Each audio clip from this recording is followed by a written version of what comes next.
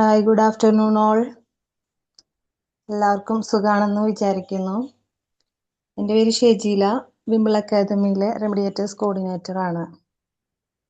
വിംബിൾ academy സംഘടിപ്പിക്കുന്ന parenting webinar സീരീസിലേക്ക് എല്ലാവർക്കും സ്വാഗതം. ഇത്തരത്തിലുള്ള ക്ലാസ്സുകൾ, പാരന്റിംഗ് വെബിനാർ സീരീസും അതുപോലെ കുട്ടികൾക്കായിട്ടുള്ള സ്റ്റുഡൻസ് വെബിനാർ സീരീസും ഒക്കെ നിങ്ങൾ കണ്ടിട്ടുണ്ടാവും അല്ലേ? അപ്പോൾ ഇത്തരത്തിലുള്ള ക്ലാസ്സുകൾ പരമാവധി പാരൻസിലേക്കും കുട്ടികളിലേക്കൊക്കെ ഷെയർ ചെയ്ത് കൊടുക്കുക. ഒരുപാട് നല്ല അറിവുകൾ സൈക്കോളജിസ്റ്റും ടീച്ചേഴ്സും ട്രെയിനേഴ്സും ഒക്കെ ക്ലാസ് എടുക്കുന്നുണ്ട്. കുട്ടികളുടെ പഠനം, പെരുമാറ്റം, ഇമോഷൻസ്, ശ്രദ്ധ, നിയന്ത്രണം എന്നിവയുടെയൊക്കെ അടിസ്ഥാനം എന്ന് പറയുന്നത് അവരുടെ ബ്രെയിൻ ഡെവലപ്മെന്റുമായിട്ട് കണക്ട് ചെയ്തിരിക്കുന്നതാണ്. ഇന്ന് ഈ ഒരു വിഷയത്തിനെ കുറിച്ചിട്ടാണ് നമ്മുടെ ക്ലാസ്സിൽ ഡിസ്കസ് ചെയ്യുന്നത്. ഈ ഒരു അറിവ് പാരൻസിനും ടീച്ചേഴ്സിനും കുട്ടികളെ കൂടുതൽ ഫലപ്രദമായിട്ട് പിന്തുണയ്ക്കാനായിട്ട് സഹായിക്കുന്നതാണ്. ഇന്നത്തെ ഈ ഒരു സെഷൻ ലീഡ് ചെയ്യുന്നത് സൈക്കോളജിസ്റ്റും വിംബിൾ അക്കാദമി ഫാക്കൽറ്റി കൂടിയായിട്ടുള്ള നിസവ് സാറാണ്. സാറിനെ ഈ ഒരു വെബിനാർ ലീഡ് ചെയ്യുന്നതിന് വേണ്ടിയിട്ട് സ്വാഗതം ചെയ്യുന്നു. അതുപോലെ തന്നെ ഈ ഒരു ക്ലാസ് അറ്റൻഡ് ചെയ്യാൻ വന്നിട്ടുള്ള എല്ലാവരെയും സ്വാഗതം ചെയ്യുന്നു.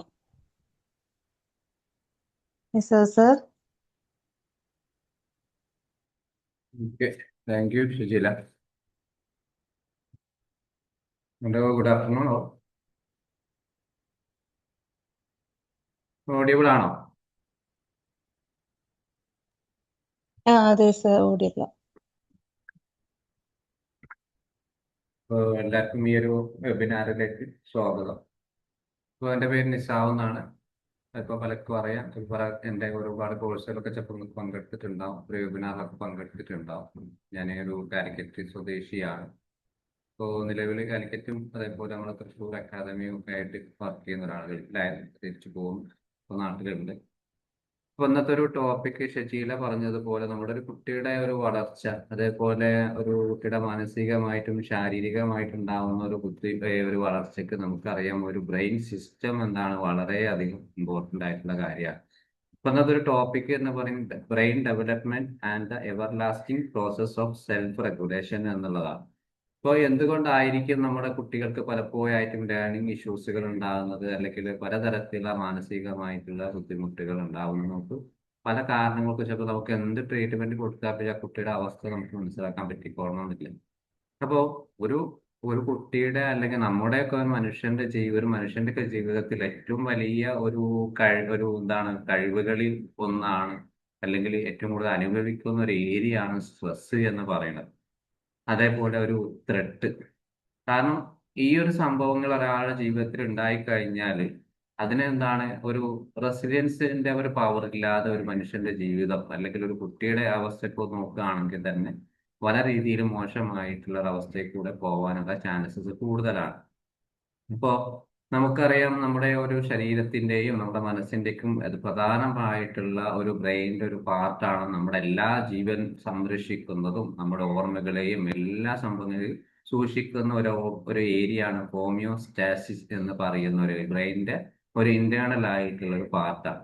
കാരണം ഇതാണ് ശരിക്കും ഒരു ആന്തരികമായിട്ടുള്ള ഒരു സന്തുലിതാവസ്ഥ നമ്മുടെ ബ്രെയിനിൽ ഉണ്ടാക്കി കഴിഞ്ഞാൽ. ഇപ്പോൾ ഒരു ഉദാഹരണം പറയുകയാണ്, ഒരു കുട്ടിക്ക് സ്കൂളിൽ പോവാൻ കഴിഞ്ഞ ദിവസം ഞാൻ അറ്റൻഡ് ചെയ്ത ഒരു കേസ്. കുട്ടി പറയാണ്, തീരെ എനിക്ക് സ്കൂളിൽ പോകണ്ട, 7 വയസ്സായിട്ടുള്ളത്, എനിക്ക് സ്കൂളിൽ പോണ കാര്യം എന്നോട് സംസാരിക്കുകയോ വേണ്ട. അവിടെ നിന്ന് കുട്ടിയുടെ റീസൺ എന്താണ്? ഞാൻ ക്ലാസ് റൂമിൽ കയറി കഴിഞ്ഞാൽ അവിടെ എൻ്റെ കൈ പിടിച്ച് ആരോ പിടിച്ച് വലിക്കുകയാണ് പുറത്തേക്ക്. എനിക്ക് ചിത്രമൊക്കെ വരച്ചു തന്നു. ഒരു ട്രൗസർ ഇട്ട ഒരു മാമനാണ്, ഒരു റെഡ് കളറാണ് ഡ്രസ്സ് ഉള്ളത്. അപ്പൊ ആ സംഭവം എന്നെ പിടിച്ചു വലിക്കുകയാണ്. ക്ലാസ്സിലേക്ക് ഞാനില്ല, സ്കൂൾ പോണ കാര്യം, ബാക്കി എല്ലാത്തിനും ആൾ ഓക്കെയാണ്, പ്രശ്നങ്ങളൊന്നുമില്ല. അപ്പൊ ഈ ഒരു സംഭവം എന്തുകൊണ്ടാണ് നമ്മൾ നോക്കുന്ന സമയത്ത് കുട്ടി പറയാണ്, 2 മാസങ്ങൾക്ക് മുമ്പ് സ്കൂൾ തുറക്കുന്നതിന് മുമ്പ് വെക്കേഷൻ ടൈമിൽ ഞാൻ ഒരു സ്കൂൾ ഇവിടെ ഫാമിലിയുമായിട്ട് എല്ലാവരും ഒരുമിച്ച് പോയിട്ടുണ്ടായിരുന്നു, ടൂർ പോയിട്ടുണ്ട്. അപ്പോൾ നമ്മുടെ നാട്ടിൽ തന്നെ കോഴിക്കോട് തന്നെ കക്കാടം പോയില്ല എന്ന സ്ഥലത്ത്. അപ്പൊ അവിടെ ഈ ഒരു കുട്ടി പോയി, ഫാമിലി എല്ലാവരും കുറെ കുട്ടികളുണ്ട് എല്ലാവരും. അപ്പോൾ കുട്ടീന്റെ കയ്യിൽ നിന്ന് ഒരു ബോളറ്റ് താഴോട്ട് പോയ സമയത്ത്, ബോൾ എടുക്കാൻ പോയ സമയത്ത് ആ കുട്ടിയുടെ കൈ ആരോ പിടിച്ചു എന്നാണ് കുട്ടി, അവിടെ ഒരാളെ ഈ ഒരു രൂപത്തിൽ ഒരാളെ കണ്ടു എന്നാണ് കുട്ടി പറയുന്നത്. അപ്പൊ ഞാൻ ചോദിച്ചു എന്തുകൊണ്ട് ആ ഒരു സമയം പറഞ്ഞിട്ടില്ല. അല്ല, അന്ന് എനിക്ക് വലിയ പേടിയൊന്നും ഇല്ലായിരുന്നു, അതുകൊണ്ടാണ് ഞാൻ ആരോട് പറയാറുണ്ട്. ഇപ്പൊ സ്കൂളിൽ പോയ സമയത്ത് ആ രൂപം എന്റെ പിന്നാലെ വരികയാണ്. പിന്നെ അന്ന് വേറെ ആരെങ്കിലും ഇത് സംഭവത്തെ കണ്ടിട്ടുണ്ടായിരുന്നോ? ഇല്ല. അന്ന് എന്റെ കൂടെ കുറെ കുട്ടികളൊക്കെ വന്നിന്, അവരാരും കണ്ടിട്ടില്ല. എന്ന് വെച്ചാൽ മോള് തന്നെ ഒറ്റയ്ക്കാണ് ഇത് കണ്ടിട്ടുള്ളത്. അപ്പോ ഞാൻ വെച്ചാൽ ആ രൂപത്തെ ഒന്ന് വരച്ചു തരാൻ പറ്റുക, കണ്ട രൂപം. അങ്ങനെ ഈ സംഭവം കുട്ടി ഈ വരച്ച സംഭവം ഇങ്ങനെ നമുക്ക് കാണിച്ചു തരികയാണ്, വരച്ച് ഇങ്ങനെയാണ് ഒരാളുള്ളത്. അപ്പൊ ഇത് എന്തുകൊണ്ടായിരിക്കും ഈ ഒരു കുട്ടിയുടെ കാരണം? ഒരു റീസൺ, കാരണം കുട്ടി ഈ ഒരു സംഭവം ശേഷം ഇതിന്റെ ഇടക്ക് ഈ ഒരു പേടിയും ഈ സ്കൂൾ തുറക്കലും സ്കൂളിൽ കുറെ പ്രശ്നങ്ങളുണ്ട്, അതൊക്കെ ഭയങ്കര സ്ട്രിക്റ്റ് ആയിട്ടുള്ള കാര്യം. ഇതിന്റെ ഇടക്ക് കുട്ടി ഒന്ന്, നമ്മൾ ആരും അറിയാതെ അല്ലെങ്കിൽ ഫാമിലി മെമ്പേഴ്സ് പോലും പിന്നീട് ആ പറയാം കുട്ടി ഒന്ന് വീണിട്ടുണ്ട്. അതായത് ഓടിക്കളിക്കുന്ന സമയത്ത് കുട്ടി തലയടിച്ച് വീഴുന്നുണ്ട്. അപ്പൊ ഈ ഒരു തലയടക്കം ഇടയ്ക്കത്ത് കുട്ടി കുട്ടിയുടെ അമ്മ തന്നെ പറയുന്നു, ഇവിടെ ഒരു വലത് ഭാഗത്ത് എനിക്ക് ചെറിയൊരു പെയിൻ ഉണ്ട് എന്ന് പറയുന്നത്. ഈ ഒരു പെയിൻ ആണ് ഇടയ്ക്കൊക്കെ. അപ്പൊ ഞാൻ ചോദിച്ച സമയത്ത് കുട്ടി പറയുന്നത് ഇടയ്ക്കൊക്കെ പെയിൻ ഉണ്ട്. എപ്പോഴൊക്കെയാണ് കൂടുതൽ സ്ട്രെയിൻ വരുന്നത്? സ്കൂളിൽ പോകുന്ന സമയത്ത് ഞാൻ കൂടുതൽ ആലോചിക്കുമ്പോൾ, അല്ലെങ്കിൽ പഠിക്കാൻ എന്തെങ്കിലും പുസ്തകം എടുക്കുന്ന സമയത്ത്. കാരണം കുട്ടിക്ക് നല്ലൊരു ADHD സിംറ്റംസ് കൂടി കുട്ടിയിലുണ്ട്. അപ്പൊ അടങ്ങിയിരിക്കാനോ പല പ്രശ്നങ്ങളും കുട്ടിക്ക് അവിടെ കാണിക്കുന്നു. അപ്പൊ ഈ ഒരു സംഭവമാണ് ഹോമിയോ സ്റ്റാസിസ് എന്ന് പറയുന്നത്. കാരണം നമുക്ക് ലൈഫിൽ എന്തെങ്കിലും ഒരു സംഭവം നമുക്ക് വന്നു കഴിഞ്ഞാൽ അത് ഇന്റേണൽ ആയിട്ട് നിരന്തരമായിട്ട് ഒരു ട്രിഗർ വരും. ആ ട്രിഗർ ചിലപ്പോൾ ഓവർകം ചെയ്യാൻ നമുക്ക് കഴിയും. പക്ഷെങ്കിൽ അതിന്റെ ഇടയ്ക്ക് എന്തെങ്കിലും ഒരു വീഴ്ചയോ ഇതേ സംഭവം തന്നെ അത് ബ്രെയിനെ ബാധിക്കും. കാരണം ഈ ഒരു ബ്രെയിന് ചിലപ്പോൾ ആ ഒരു റൈറ്റ് ഭാഗത്ത് കുട്ടി വീണിട്ടുണ്ടെങ്കിൽ അതായിരിക്കും സംഭവം. കാരണം ഒരു സാധ്യതകൾ മാത്രം ആ ഒരു ഡെവലപ്മെന്റ് കുട്ടിക്ക് പല ഇഷ്യൂസും ആയിട്ട് ഇപ്പൊ. കാരണം ഇത് മെമ്മറീസ് ആയിട്ട് വീണ്ടും ക്ലാസ് റൂമിൽ കയറുമ്പോൾ ഒരാൾ പിടിക്കുന്ന ഒരു ഹലൂസിനേഷൻ ഒക്കെ പോവുകയാണ്, തോന്നുക, അവിടെ നിന്ന് ശബ്ദങ്ങൾ കേൾക്കുന്നു. ഇങ്ങനെ പല കാരണങ്ങൾ എന്താണ് ഈ ഒരു കുട്ടിയുടെ ഒരു ചെറിയൊരു ഇൻസിഡൻസിന് വലിയൊരു രോഗലക്ഷണങ്ങളുടെ കൂട്ടമായിട്ട് തന്നെ ആ കുട്ടിയുടെ ലൈഫിലേക്ക്, ജീവിതത്തിലേക്ക് വരികയാണ്. അപ്പൊ ഇതിന് നമുക്കൊരു ട്രീറ്റ്മെന്റ് ആരംഭിച്ചു എന്നുള്ളത് വേറെ സത്യം. പക്ഷെ ഇതിൽ വരാനുള്ള കാരണം എന്താണ്? ഒരു സ്ട്രെസ് എന്നുള്ളത് മാത്രമാണ്. അപ്പോ ജീവിതത്തിൽ നമുക്ക് എന്താണ്, ആ കുട്ടികൾക്ക് നമ്മുടെ ചുറ്റുപാട് അനുഭവിക്കുന്ന പല രീതിയിലുള്ള മക്കൾക്കും എല്ലാവർക്കും പലതരത്തിലുള്ള സമ്മർദ്ദങ്ങളും അതേപോലെ തട്ടുകൾ ഉണ്ടാകാനുള്ള ചാൻസസ് കൂടുതലാണ്. ഇപ്പൊ മെയിനായിട്ട് ഒന്ന് പരീക്ഷ തന്നെ ആയിരിക്കാം, രണ്ട് രക്ഷിതാക്കളുടെ മാതാപിതാക്കൾ അവർ തമ്മിലുള്ള വഴക്കുകൾ, സ്കൂളിലെ പ്രശ്നങ്ങൾ, അതേപോലെ സുഹൃത്തുക്കളുമായിട്ടുള്ള ആ ഒരു റിജക്ഷൻസുകൾ, എന്തെങ്കിലും തരത്തിലുള്ള അപകടങ്ങൾ, എന്തെങ്കിലും പണിഷ്മെന്റ്, ഏതെങ്കിലും ഒരു ഫിയർ. ഇതൊക്കെ നമുക്കറിയാം ഒരാളുടെ ജീവിതത്തിൽ അല്ലെങ്കിൽ പ്രത്യേകിച്ച് കുട്ടികളുടെ ലൈഫിലൊക്കെ ഇത് ഭയങ്കരമായിട്ടുള്ള ഒരു സ്ട്രെസ് ലെവലായിട്ട് വരാനുള്ള ചാൻസസ് കൂടുതലാണ്. അപ്പോ ഇത് ഈ ഒരു ടോപ്പിക്കും സെൽഫ് റെഗുലേഷൻസും, അതായത് ബ്രെയിൻ ഡെവലപ്മെന്റും സെൽഫ് റെഗുലേഷൻസുമായിട്ട് എന്താണ് ഒരു കണക്ഷൻ? ഏത് രീതിയിലാണ് ഇവർ തമ്മിൽ അങ്ങോട്ടും കൂടെ ആശ്രയിച്ചിരിക്കുന്നത്?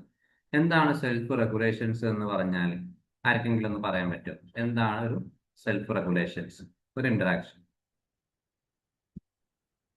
എന്തായിരിക്കും ഒരു സെൽഫ് റെഗുലേഷൻസ് എന്ന് പറഞ്ഞാൽ? ബിന്ദു മാം പറയും.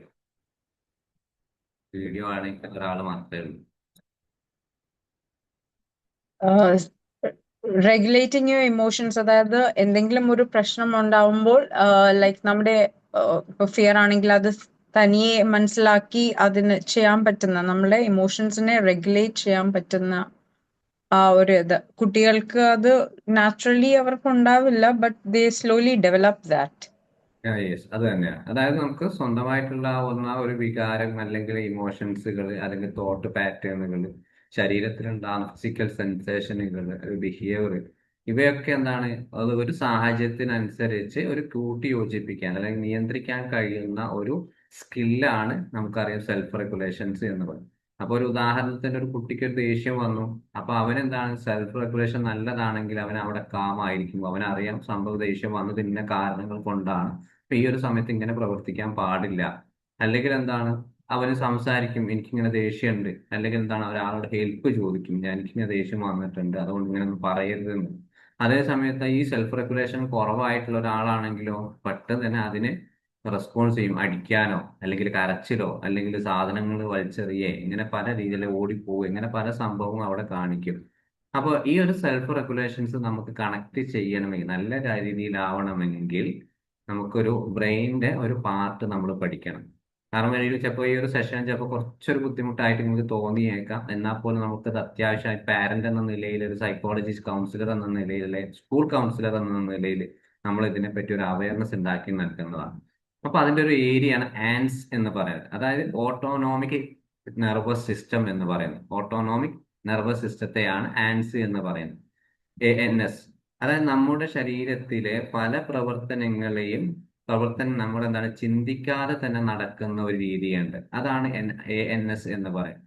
ചിലപ്പോൾ ഒരു ആങ്സൈറ്റി ഉള്ള ഒരാൾക്ക് ഹൃദയമിടിപ്പ് ഉണ്ടാകും, അതേ ബ്രീത്തിങ്ങിന്റെ ചില പ്രശ്നങ്ങൾ ഉണ്ടാകുന്നു, വിയർപ്പുണ്ടാവുന്നു, അതേപോലെ വയറിനൊരു ഫ്ലൈറ്റ് ആൻഡ് മോഡ് സിസ്റ്റം ഉണ്ടാവുന്നു. കാരണം ഇതൊക്കെ നിയന്ത്രിക്കുന്നത് ഈ ഓട്ടോണോമിക് നെർവസ് ആണ്. പക്ഷെ എന്തെങ്കിലും ഈ ഓട്ടോണോമിക് ശരിക്കും അവിടെ പ്രോസസ്സിങ് നടക്കാത്തത് കൊണ്ട് അത് പെട്ടെന്ന് തന്നെ ചിന്തിക്കാതെ തന്നെ ഒരാൾക്ക് ഫിസിക്കൽ സെൻസേഷൻ എല്ലാ കാര്യങ്ങളും ഉണ്ടാവും. അപ്പോൾ ശരീരത്തിന്റെ എന്താണ് പ്രധാനപ്പെട്ട നമ്മുടെ വികാരങ്ങളെയും അല്ലെങ്കിൽ നമ്മുടെ എല്ലാ തരത്തിലെ കൺട്രോൾ ചെയ്യുന്ന ഒരു ഏരിയ ആണ് ANS എന്ന് പറയുന്നത്. അപ്പോൾ ഇതിൽ തന്നെ രണ്ട് പാർട്ട് ഉണ്ട്. ANSന്റെ രണ്ട് പാർട്ട് ഉണ്ട്. അതായത് ഒന്ന് സിമ്പതറ്റിക് നെർവസ് സിസ്റ്റം ആണ്. സിമ്പതറ്റിക് എന്ന് പറയുന്നത് ഞാൻ നേരത്തെ പറഞ്ഞ ഫൈറ്റ് ആൻഡ് ഫ്ലൈറ്റ് സിസ്റ്റം. അതായത് പെട്ടെന്ന് ഒരു ആങ്സൈറ്റി വന്നാൽ എനിക്ക് അത് ചെയ്യണം. ഇപ്പൊ ADHD ഉള്ള കുട്ടിക്കാണെങ്കിൽ അടുത്ത കുട്ടിയെ ജസ്റ്റ് ഒന്ന് ആളൊന്ന് തോണ്ടിയാൽ മതി, ജസ്റ്റ് ഒന്ന് തോണ്ടി, അപ്പൊ ആൾക്ക് എന്ത് ചെയ്യും, എനിക്ക് പെട്ടെന്ന് അവനെ അടിക്കണം അല്ലെങ്കിൽ പെട്ടെന്ന് അവനെ എന്തുകൊണ്ട് അവനെ ഒന്നും ചിന്തിക്കാതെ അവനെ തോണ്ടി ആളെ ഒന്ന് കൊടുക്കുക. അല്ലെങ്കിൽ ക്ലാസ് റൂമിൽ അടങ്ങിയിരിക്കാത്ത ഒരു കുട്ടിയാണെങ്കിൽ എന്താണ് അവൻ എവിടെ ഇരിക്കണം, ഇങ്ങനെ ഈ ANSന്റെ ഈ ഒരു സിമ്പതറ്റിക് നെർവസ് സിസ്റ്റം ഇങ്ങനെ നിരന്തരമായിട്ട് അവരെ പ്രശ്നങ്ങൾ ഉണ്ടായി. നീ ചെയ്തോ, ഓടിക്കോ, ചാടിക്കോ, ഭക്ഷണങ്ങൾ ഉണ്ടാക്കിക്കോ, ബഹളങ്ങൾ ഉണ്ടാക്കിക്കോ. അപ്പൊ ആൾക്ക് ഇത് എന്തിന്റെ കൂടെ ഒന്ന് ഹെഡ് റേറ്റ് കൂടും. അതായത് ഓട്ടോമാറ്റിക് തന്നെ ആ കുട്ടീന്റെ ഹെഡ് റേറ്റ് കൂടും. എന്തുകൊണ്ടാണ്? ഹൈ ബ്ലഡ് പ്രഷർ ആവുന്നത്. അപ്പൊ അതേ സമയത്ത് എന്താണ് നമ്മുടെ ആ കുട്ടി വേഗതയിൽ ഓടുന്ന അല്ലെങ്കിൽ ക്ലാസ് എടുക്കുന്ന സമയത്ത് ആ ബ്രീത്തിങ്ങിന്റെ പ്രശ്നം, ശ്വാസം എന്താണ് ഭയങ്കര സ്പീഡപ്പ് ആയിട്ട് വരാനുള്ള ചാൻസസ് ഉണ്ട്. അപ്പൊ ആ സമയത്ത് അവന്റെ ഹൈപ്പർ ആക്ടിവിറ്റി എങ്ങനെയാണ്, പേശികൾ അതായത് ഫിസിക്കലി ഭയങ്കരമായി ടൈറ്റ്നസ് ഫീൽ ചെയ്യും. അപ്പോൾ അയാൾക്ക് ശരിക്കും ഒരു ഹൈപ്പർ ആക്റ്റീവ് ആയിട്ട് എന്തെങ്കിലും കാണിക്കുക പ്രവർത്തനങ്ങളൊക്കെ. കാരണം ഈ ഒരു സിമ്പതറ്റിക് നെർവസ് സിസ്റ്റം നോർമൽ ആയിട്ട് ഇപ്പൊ ഏത് കാര്യമാണെങ്കിലും നമുക്കൊരു ആങ്സൈറ്റി ഉണ്ടെങ്കിൽ യെസ് എന്തെങ്കിലും ചോദിക്കാനുണ്ടോ? ആരോ raise hand. Shamla. Sorry sir, അറിയാതെ വന്നത്. Okay thank U.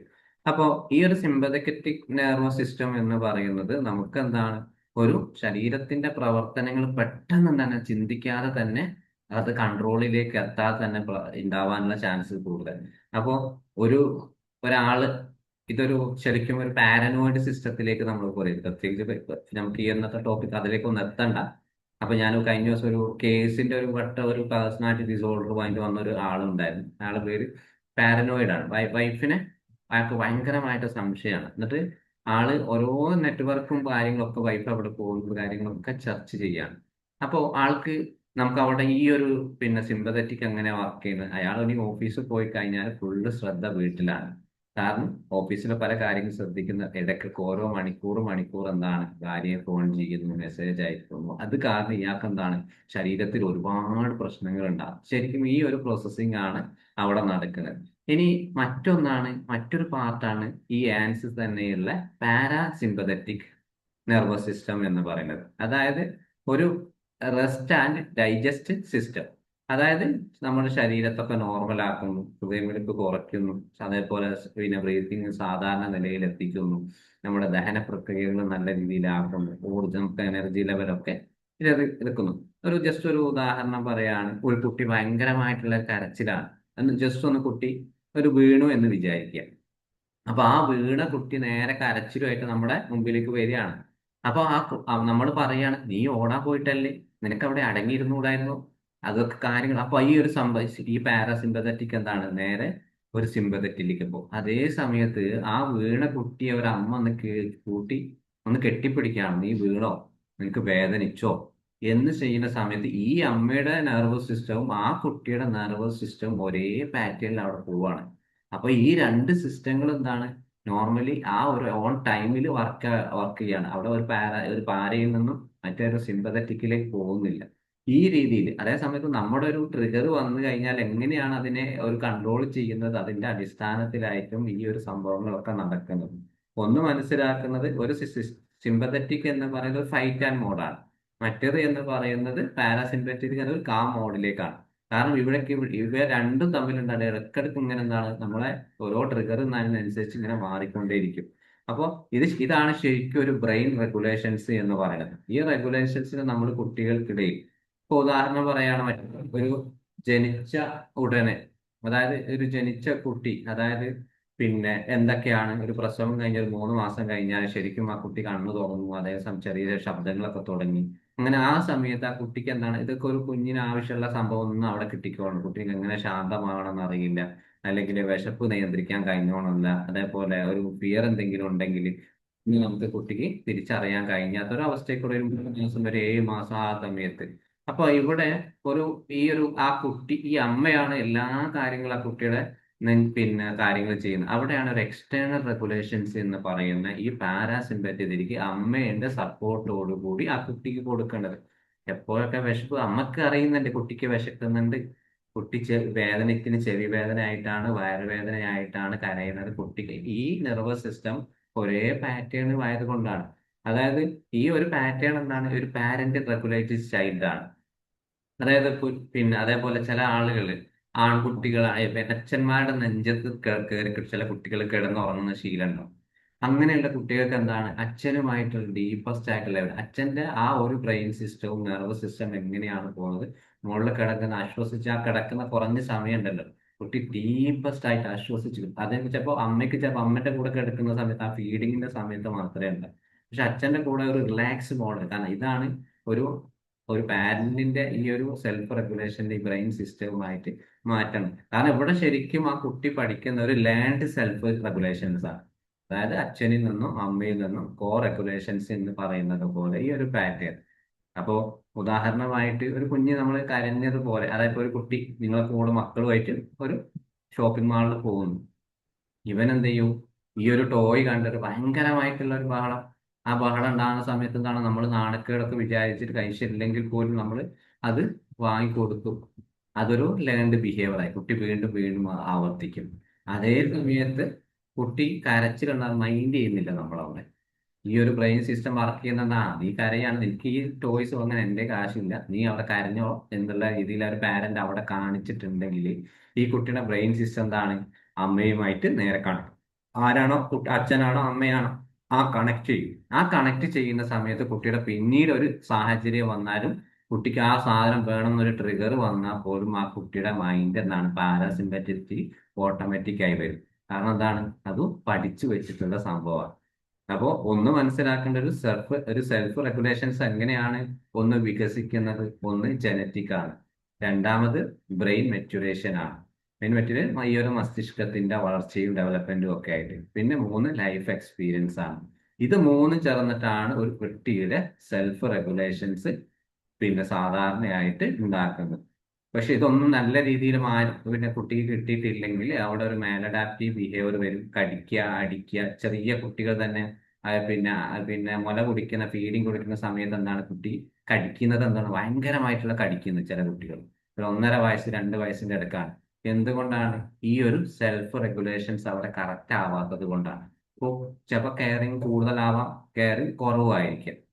എന്ത് മാം എന്തോ പറയുന്നുണ്ടോ?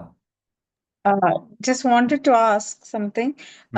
Genetic ആണെന്ന് പറഞ്ഞ, does self-regulation work like that? അങ്ങനെ genetic ആയിട്ട് കുട്ടികൾക്ക് self-regulatory ആയിട്ട് വരും. It's learned one, right? Yes, പക്ഷെ അത് ലേൺഡ് വൈസ് ആണെങ്കിൽ പോലും, പക്ഷെങ്കിൽ ഈ ഒരു കാരണം ഞാൻ പറഞ്ഞില്ലേ, കുട്ടി ആ ഒരു ഫീഡിങ്ങിന്റെ സമയത്താണെങ്കിൽ അമ്മ എന്താണോ ചെയ്യുന്നത് അതേപോലെ. കാരണം ഒരു 3 മാസം 4 വയസ്സുള്ള കുട്ടിക്ക് സംസാരിക്കാൻ അറിയോ, എനിക്ക് വിശക്കുന്നു പറയാൻ പറ്റുമോ? ഇല്ല. അപ്പൊ ഈ അമ്മ എന്താണ്, ആ കുട്ടിയുടെ ബ്രെയിന് ഫുള്ള് അമ്മയുമായിട്ടുള്ള ബ്രെയിൻ കണക്റ്റീവ് ആണ്. ഇത് മനസ്സിലാക്കിയിട്ടാണ് ശരിക്കും അമ്മ, ആ കുട്ടി കരയുന്നത് ഭക്ഷണത്തിനായിരിക്കാം, കുട്ടിയായിരിക്കും എന്താണ് വെച്ചാൽ കുട്ടിക്ക് ഉറങ്ങാൻ വേണ്ടിയിട്ട്, ഉറക്കത്തിന്റെ ചില പ്രശ്നങ്ങളുണ്ട്. ഇതൊക്കെ സെൽഫ് റെഗുലേഷൻസ് ആണ്. ഇതാണ് ഒരു ജനറ്റിക് എന്ന് പറയുന്നത്. ഇതേ സമയത്ത് ആ 3 വയസ്സുള്ള കുട്ടിക്ക്, അല്ല 3 മാസമുള്ള കുട്ടി കുറെ കരഞ്ഞു, അമ്മ എന്തോ പണിയെടുത്ത, അത് വെറുതെ കരയാണ് എന്നുള്ള ആ കുട്ടിക്ക് ഉണ്ടെങ്കിൽ പിന്നീട് ഒരിക്കലും ഈ ഒരു 1.5-2 വയസ്സായ പോലും ആ കുട്ടി വിശക്കുന്നു എന്ന് പറഞ്ഞിട്ടൊരു ചിലപ്പോൾ സംസാരിച്ചില്ല എന്ന് വരും. കാരണം കിട്ടേണ്ട സമയത്തിന്റെ കിട്ടേണ്ട നീഡ്സ് അവിടെ കിട്ടിയിട്ടില്ല. അത് ഒരു ബ്രെയിൻ സിസ്റ്റം ഓൾറെഡി കണക്ട് ചെയ്ത് വെച്ചിരിക്കും. അപ്പൊ ഇത് പതിയെ പതിയെ ആ കുട്ടിയുടെ എന്താണ്, ഒന്ന് പഠിച്ചു വെച്ചിട്ടുണ്ടെങ്കിൽ അത് മാറ്റാൻ ഭയങ്കര ബുദ്ധിമുട്ടായി. പ്രത്യേകിച്ച് ഏർലി ചൈൽഡ്ഹുഡിലൊക്കെ ആ ഒരു വർഷത്തിനിടയ്ക്കുള്ള സംഭവിക്കുന്ന വികാസം. നമ്മൾ പൊതുവെ 1 വയസ്സ് മുതൽ 3 വയസ്സ് വരെ നമ്മളെ മക്കളെ നല്ല രീതിയിൽ നോക്കണം പറയുന്നത് എന്തുകൊണ്ടാണ്, ഈ ഒരു കുട്ടിയും അമ്മയും അല്ലെങ്കിൽ അച്ഛനും കുട്ടിയും തമ്മിലൊരു ബ്രെയിൻ ഡെവലപ്മെന്റ് വളരെയധികം ഇൻഫ്ലുവൻസ് ആവുന്നുണ്ട്. കാരണം ഇതേ സമയത്ത് ഞാൻ പറഞ്ഞില്ലേ, കുറച്ചൊരു ശ്രദ്ധക്കുറവ് ഒരു വയസ്സിന്റെ മുമ്പത്തെ നമ്മൾ ഫീഡ് ചെയ്യുന്ന സമയത്ത് തന്നെ കടി അല്ലെങ്കിൽ മാന്തുക, പിന്നെ അതേപോലെ ഉപദ്രവിക്കുന്ന ടൈപ്പ് ഒക്കെ നമുക്ക് വളരെയധികം വേദന ഉണ്ടാക്കുന്ന ഒരു എക്സ്പീരിയൻസ് ഉണ്ടാവും. കാരണം അതൊക്കെ എന്താണ്, ഈ ഒരു സെൽഫ് റെഗുലേഷൻ കറക്റ്റ് അല്ലാത്തത് കൊണ്ടാണ്. ഓക്കെ ആണോ? അപ്പോൾ അതനുസരിച്ചായിരിക്കും സാധാരണ. അപ്പോൾ ഇത് നമുക്ക് ഇങ്ങനെ ഒരു മാലഡപ്റ്റീവ് ബിഹേവിയർ എന്തെങ്കിലുമൊക്കെ സംഭവിച്ചു കഴിഞ്ഞാൽ കുട്ടിയുടെ ഭാഗത്ത് ഉണ്ടെങ്കിൽ നമ്മൾ ഒരിക്കലും എന്താണ് ഇങ്ങനത്തെ കുട്ടികൾ കണ്ട ഒരു പണിഷ്മെന്റ് അവിടെ ഒരു കൊടുക്കാൻ പാടില്ല. അവർക്ക് എന്താണ് സ്ട്രെസ് ലെവൽ കൂടും, അതേപോലെ ബ്രെയിന് കൂടുതലായിട്ട് കുറച്ചുകൂടി ഭീഷണി പ്രശ്നങ്ങൾ ഉണ്ടാക്കും, ബിഹേവിയർ കൂടുതൽ പറഞ്ഞതുപോലെ ഒന്നുകൂടി മോശമാവാനുള്ള അവസ്ഥയിൽ കൂടി ആവുക. അപ്പോൾ അവിടെ കുട്ടിക്ക് നമുക്ക് ചെയ്യേണ്ടത് ഫിസിക്കൽ സേഫ്റ്റി ആണ്. അതേപോലെ നമുക്ക് കുട്ടിക്ക് ശാരീരികമായിട്ട് എന്തെങ്കിലും ബുദ്ധിമുട്ടുകൾ ഉണ്ടെങ്കിൽ അതൊക്കെ ക്ലിയർ ചെയ്ത് കൊടുക്കുക. പിന്നെ ഒരു ഇമോഷണൽ സേഫ്റ്റിയാണ്, വൈകാരികമായിട്ടുള്ള കാര്യങ്ങൾ കുട്ടിയെ കരച്ചിലും അതിനൊക്കെ ആശ്വസിപ്പിക്കാവുന്ന രീതിയിൽ അതൊക്കെ നമുക്ക് പാരന്റ് എന്ന രീതിയിൽ ചെയ്യാൻ പറ്റുന്നതാണ്. അപ്പോൾ ഞാൻ സുരക്ഷിതനാണ് എന്നുള്ള സ്വയമായിട്ട് തന്നെ ഈ ഒരു കുട്ടിയുടെ ബ്രെയിൻ സിസ്റ്റവുമായിട്ട് കണക്ട് ചെയ്തുകൊണ്ടിരിക്കണം. ഇതാണ് ഒരു സെൽഫ് റെഗുലേഷൻസും ഈ ബ്രെയിനുമായിട്ട് കണക്ട് ചെയ്യുന്നത്. ഇനിയിപ്പോൾ ഇത് എങ്ങനെയാണ് ഒരു ന്യൂറോ സൈക്കോ തെറാപ്പിയിലൂടെ നമുക്ക് ഈ കുട്ടികളുടെ ഈ ഒരു മസ്തിഷ്ക വികാസവും അതേപോലെ ഈ ഒരു സെൽഫ് റെഗുലേഷൻസും എങ്ങനെയാണ് അത് കണക്ട് ചെയ്തു പോകുന്നത്? അപ്പോൾ അതിൽ ഏറ്റവും പ്രധാന പാർട്ടാണ് സ്ട്രെസ് എന്ന് പറയുന്ന ആ ഒരു മനസ്സിലാക്കേണ്ടത്.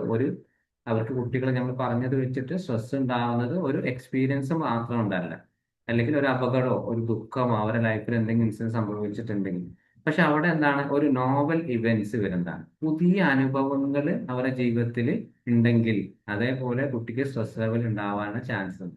ഇപ്പൊ ആദ്യമായിട്ട് സ്കൂളിൽ പോകുന്ന ഒരു കുട്ടി, അല്ലെങ്കിൽ പുതിയ ക്ലാസ് റൂമിൽ ഒരു അധ്യാപകൻ വരും, അല്ലെങ്കിൽ പുതിയൊരു ക്ലാസ്, അല്ലെങ്കിൽ പുതിയ പുതിയ സുഹൃത്തുക്കളും ഒക്കെ അവരെ ഒരു പുതിയ സ്ഥലം, ഇതൊക്കെ ഒരാളുടെ ലൈഫിൽ കുട്ടിക്ക് വന്നു കഴിഞ്ഞാൽ അപ്പോൾ ആ കുട്ടിക്ക് വലിയ സമ്മർദ്ദം ഉണ്ടാവും. കാരണം നമ്മുടെ ഈ ഒരു ബ്രെയിനുമായിട്ട് ഓൾറെഡി കുട്ടിക്ക് പലതരത്തിലേക്ക് ഈ ഒരു നോവൽ ഇവന്റുകൾ, അതായത് മോശമായിട്ട് കൂടെ വളർന്നിട്ടുള്ള കുട്ടിയാണെങ്കിൽ അല്ലെ ഓവർ കെയറിങ്, ഓവർ പ്രൊട്ടക്ഷൻ ഇങ്ങനെയൊക്കെ കാണുന്നിട്ടുള്ള കുട്ടിക്ക് ആദ്യകാലത്ത് അല്ലെങ്കിൽ ആ ഒരു സ്കൂൾ പോകുന്ന സമയങ്ങളിൽ കുട്ടിക്ക് എന്താണ് വിചാരിച്ച പോലെ, ആ സ്കൂൾ എന്ന് പറയുമ്പോൾ കുട്ടിയുടെ ഒരു ബ്രെയിൻ ഇങ്ങനെ എപ്പോഴും ഇങ്ങനെ ആയിരിക്കും എന്നുള്ള ഒരു സംഭവം അവിടെ ഉണ്ടാവും. പക്ഷെ ഇത് ആ ഒരു കുട്ടിക്ക് കിട്ടാത്തത് എന്തുകൊണ്ടാന്ന് വെച്ചാൽ ജനിച്ചിട്ടുള്ള ആദ്യ വർഷങ്ങളിൽ തന്നെ കുട്ടിയുടെ മസ്തിഷ്കം എന്താണ് വളരെയധികം വേഗതയിലാണ് അതേപോലെ പിന്നെ ഡെവലപ്പ് ചെയ്യുന്നത്. പക്ഷെ ആ സമയത്ത് കുട്ടിക്ക് ആവശ്യമായിട്ടുള്ള കാര്യങ്ങൾ പാരന്റ് കൊടുത്തിട്ടില്ലെങ്കിൽ, അല്ലെങ്കിൽ ഓരോ സമയത്തിന് ആവശ്യമുള്ള കുട്ടി കൊടുത്തിട്ടില്ലെങ്കിൽ, പ്രതികരിച്ചിട്ടില്ലെങ്കിൽ, സ്നേഹത്തോടെ അല്ലെങ്കിൽ നല്ല രീതിയിൽ ആശ്വസിപ്പിക്കാൻ അല്ലെങ്കിൽ സുരക്ഷ കൊടുത്തിട്ടില്ലെങ്കിൽ, ആ കുട്ടി പഠിക്കുന്നത് എന്താണ് മറ്റൊരു രീതി, എനിക്ക് എവിടെയും മോശമായിട്ടൊരു അവസ്ഥയിലായിട്ടൂടെ ആയിരിക്കും പോകുന്നത്. അതായത് ഒരു 3-4 വയസ്സുള്ള കുട്ടി ഇതുവരെ ഓടിച്ചാടി കളിച്ച പെട്ടെന്ന് എന്താണ് ഒരു ADHD സിംറ്റംസിലേക്ക് ആ കുട്ടി പോകുന്നത്. കുട്ടിയുടെ സിംറ്റം നമുക്ക് നോക്കിയാൽ അറിയാം, കുട്ടി ആവശ്യത്തിന് ഓവറായിട്ട് എല്ലാ കാര്യങ്ങളും ചെയ്തിട്ടുണ്ടാവും, പാരന്റ് കൊടുത്തിട്ടുണ്ടാവും. അല്ലെങ്കിൽ എന്താണ് ഇടയ്ക്കൊരു കുട്ടിക്ക് നല്ല രീതിയിൽ റിജക്ഷൻ ഉണ്ടായിരിക്കാം. ചിലപ്പോൾ കുട്ടിക്ക് ആവശ്യമുള്ള കാര്യങ്ങളൊക്കെ ഒന്നും ചെയ്ത് കൊടുക്കുന്നുണ്ടാവില്ല. കുട്ടി എന്തെങ്കിലും ഒരു വികൃതി കാണിച്ചു കഴിഞ്ഞാൽ 2 ദിവസം ഭക്ഷണം കൊടുക്കാതിരിക്കുക, കുട്ടീനെ ശ്രദ്ധിക്കുക, ഇതൊക്കെ പല കാരണങ്ങളാണ്. അപ്പോൾ ഇതേപോലെ നടക്കുന്ന പല കാര്യങ്ങൾ ജീവിതത്തിൽ അവർ കുട്ടികളുടെ ബ്രെയിൻ സിസ്റ്റവുമായിട്ട് കണക്റ്റീവ് ആണ്. അപ്പൊ ഇനി എന്താണ് പുതിയ കാര്യങ്ങൾ എന്താണ് പഠിക്കുക, ഇങ്ങനെ സ്ട്രെസ് ലെവൽ അനുഭവിച്ചിട്ടുള്ള കാര്യങ്ങൾ പുതിയ കുട്ടികൾക്ക് അവിടെ കാര്യങ്ങൾ പഠിക്കാൻ വേണ്ടി ഒരു ക്യൂരിയോസിറ്റി എന്ന് പറയുന്ന സംഭവം എന്താണ്, ഈ ഒരു പാരാസിമ്പതറ്റിക് തന്നെ ഒരു സിമ്പതറ്റിലേക്ക് പോയി കഴിഞ്ഞാൽ ആ സിമ്പതറ്റിക് ഒരു ക്യൂരിയോസിറ്റി എന്ന് പറഞ്ഞിട്ടുള്ള ഒരു അന്വേഷണ സ്വഭാവം, എല്ലാവരും അങ്ങനെയാവണം, അല്ലെങ്കിൽ എനിക്ക് അവിടെ എന്തോ സംഭവിക്കും, പേടിയാണ് എന്നുള്ളത്. അപ്പൊ അതിലൂടെ നമ്മൾ ഈ ഒരു സംഭവം ക്യൂരിയോസിറ്റി മാറ്റിയെടുക്കണമെങ്കിൽ കറക്റ്റ് ആയിട്ടുള്ള സെൽഫ് റെഗുലേഷൻ തുടക്കത്തിൽ തന്നെ അവർക്ക് കിട്ടിക്കോളണം എന്നുള്ളതാണ്. പലപ്പോഴായിട്ടും കുട്ടികൾക്ക് ഒരു മോട്ടോർ സ്കില്ലുകൾ ഉണ്ടാവും, അതായത് ചലനശേഷം എഴുതാനും അതേപോലെ നടക്കാനും കളിക്കാനും. ഈ ഒരു സംഭവം എന്താണ് കറക്റ്റ് ആയിട്ട് അവർക്ക് എന്താണ് ആ ഒരു സെൽഫ് റെഗുലേഷൻ തുടക്കത്തിൽ കിട്ടിയിട്ടില്ല. ഇതിലൊക്കെ വ്യത്യാസങ്ങൾ ഉണ്ടാവും. ഇപ്പൊ എന്തുകൊണ്ടാണ് LDയിലെ ഡിസ്ലെക്സിയ, ഡിസ്ഗ്രാഫിയ സംഭവങ്ങളൊക്കെ കുട്ടികൾക്ക് വരുന്നത്? അപ്പൊ ഈ ഒരു പ്രശ്നങ്ങൾ ഉള്ളത് കൊണ്ട് തന്നെയാണ്. പലപ്പോഴും ഒരു പെർസെപ്ഷനും അവിടെ കുട്ടികൾക്ക് കാണുന്നത് മനസ്സിലാക്കാൻ പറ്റുന്നില്ല, അതേപോലെ അവർക്ക്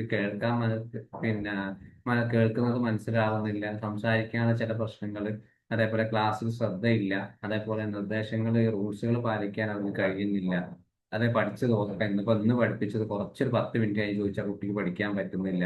ഇതൊക്കെ എന്താണ് ആ ഒരു കിട്ടിയ സെൽഫ് റെഗുലേഷന്റെ ബ്രെയിനുമായിട്ട് കണക്ട് ചെയ്യുന്നത് കൊണ്ടായിരിക്കാം. അപ്പോൾ ഇതൊക്കെ കുറെ സെൽഫ് റെഗുലേഷൻസ് കുറഞ്ഞു കഴിഞ്ഞാൽ ഇങ്ങനത്തെ പ്രശ്നങ്ങളൊക്കെ ഉണ്ടാവാനുള്ള ചാൻസസ് കൂടുതൽ. അപ്പൊ ഒന്ന് മനസ്സിലാക്കേണ്ടത്, നമ്മുടെ മുമ്പിൽ ഇരിക്കുന്ന കുട്ടികൾ, അല്ലെ നമുക്ക് രണ്ട് കുട്ടികൾ ഉണ്ടെങ്കിൽ ആ രണ്ട് കുട്ടികളും ഒരേ വ്യത്യസ്തമായിട്ട് രീതിയിലായിരിക്കും.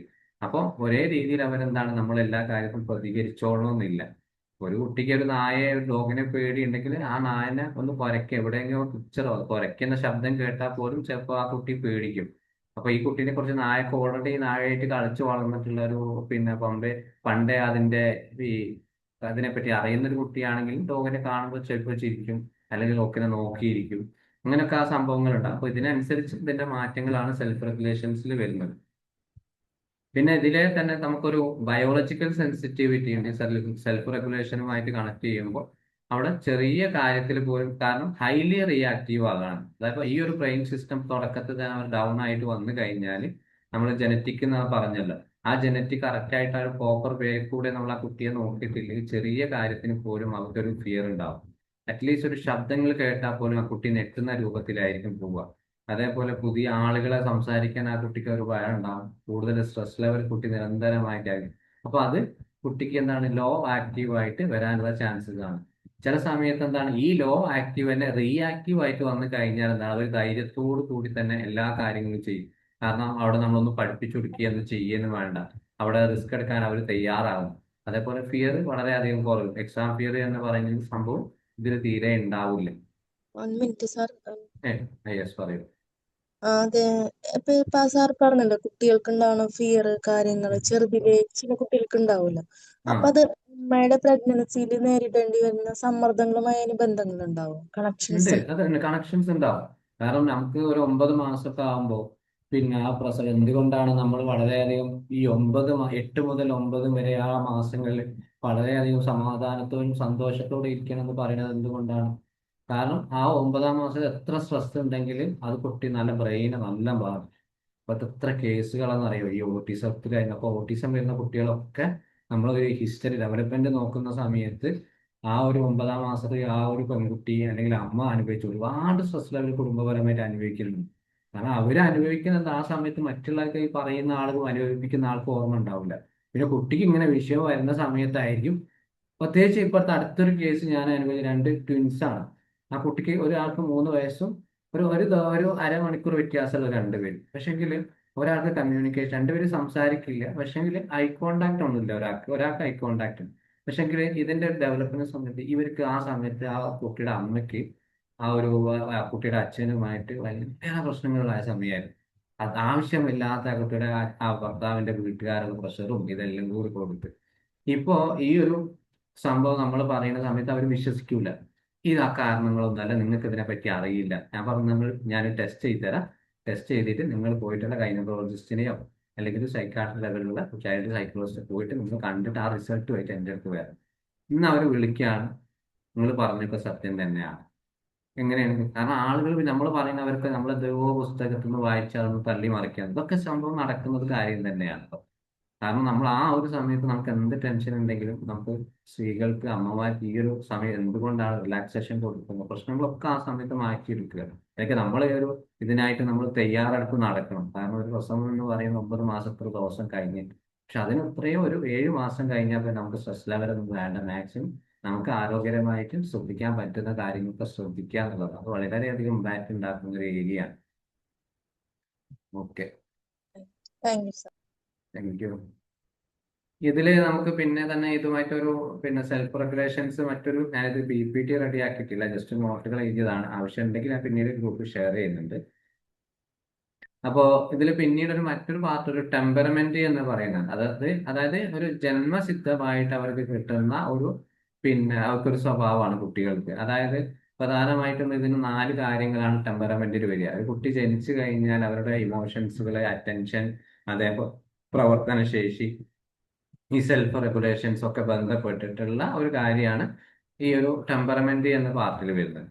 ഈ ഒരു ടെമ്പറമെന്റിനെ തന്നെ നമ്മൾ 4 പാർട്ടാക്കി തിരിക്കും. അതായത് ഒന്ന്, അതിന്റെ പേരാണ് റോത്ത് പാർട്ട് എന്ന് പറയും, റോത്ത് പാർട്ട്.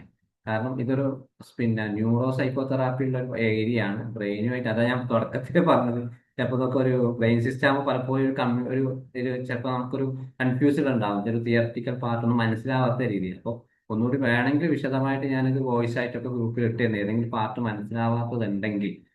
അപ്പൊ അതിന് റോത്ത് പാർട്ട് എന്ന് പറയും. ഈ റോത്ത് പാർട്ടിനെ നമ്മൾ എന്ത് ചെയ്യും, പിന്നെ 4 പാർട്ടാണ്. ഒന്ന് എക്സ്ട്രാ വേർഷനാണ് ഈ റോത്ത് പാർട്ടിൽ വരുന്നത്. അപ്പൊ അവിടെ പലപ്പോഴായിട്ടും കുട്ടികൾ എക്സ്ട്രാവേർട്ടിൽ വരുന്ന കുട്ടികൾ എന്താണ്, സെൽഫ് റെഗുലേഷൻ നല്ല രീതിയിൽ കിട്ടിയ കുട്ടികൾ, നല്ല എല്ലാത്തിനും ആള് ഓക്കെ ആയിരിക്കും, ഒരു എക്സ്ട്രാവേർട്ട് ക്യാരക്ടർ അവിടെ കാണിക്കും. അപ്പൊ അതിനുശേഷം മറ്റൊരു രീതിയാണ് നെഗറ്റീവ് എഫക്ടിവിറ്റി എന്ന് പറയും. അതായത് ഈ എക്സ്ട്രാവേർഷൻ അല്ലാത്ത കുട്ടികൾക്ക് എന്താണ്, ഒരു 6-7 മാസം കഴിഞ്ഞപ്പോൾ തന്നെ പഴയതുപോലെ ആ കളിയും ചിരിയൊക്കെ പതിവ് നമ്മൾ ശ്രദ്ധിച്ചറിയാം, ചെറിയ രീതിയിലെ മാറ്റങ്ങളുണ്ട്. അപ്പൊ 3-4 മാസം ആകുമ്പോൾ കുട്ടി ഭയങ്കര ചിരിയും കളിയും ഒക്കെ ആയിരിക്കും.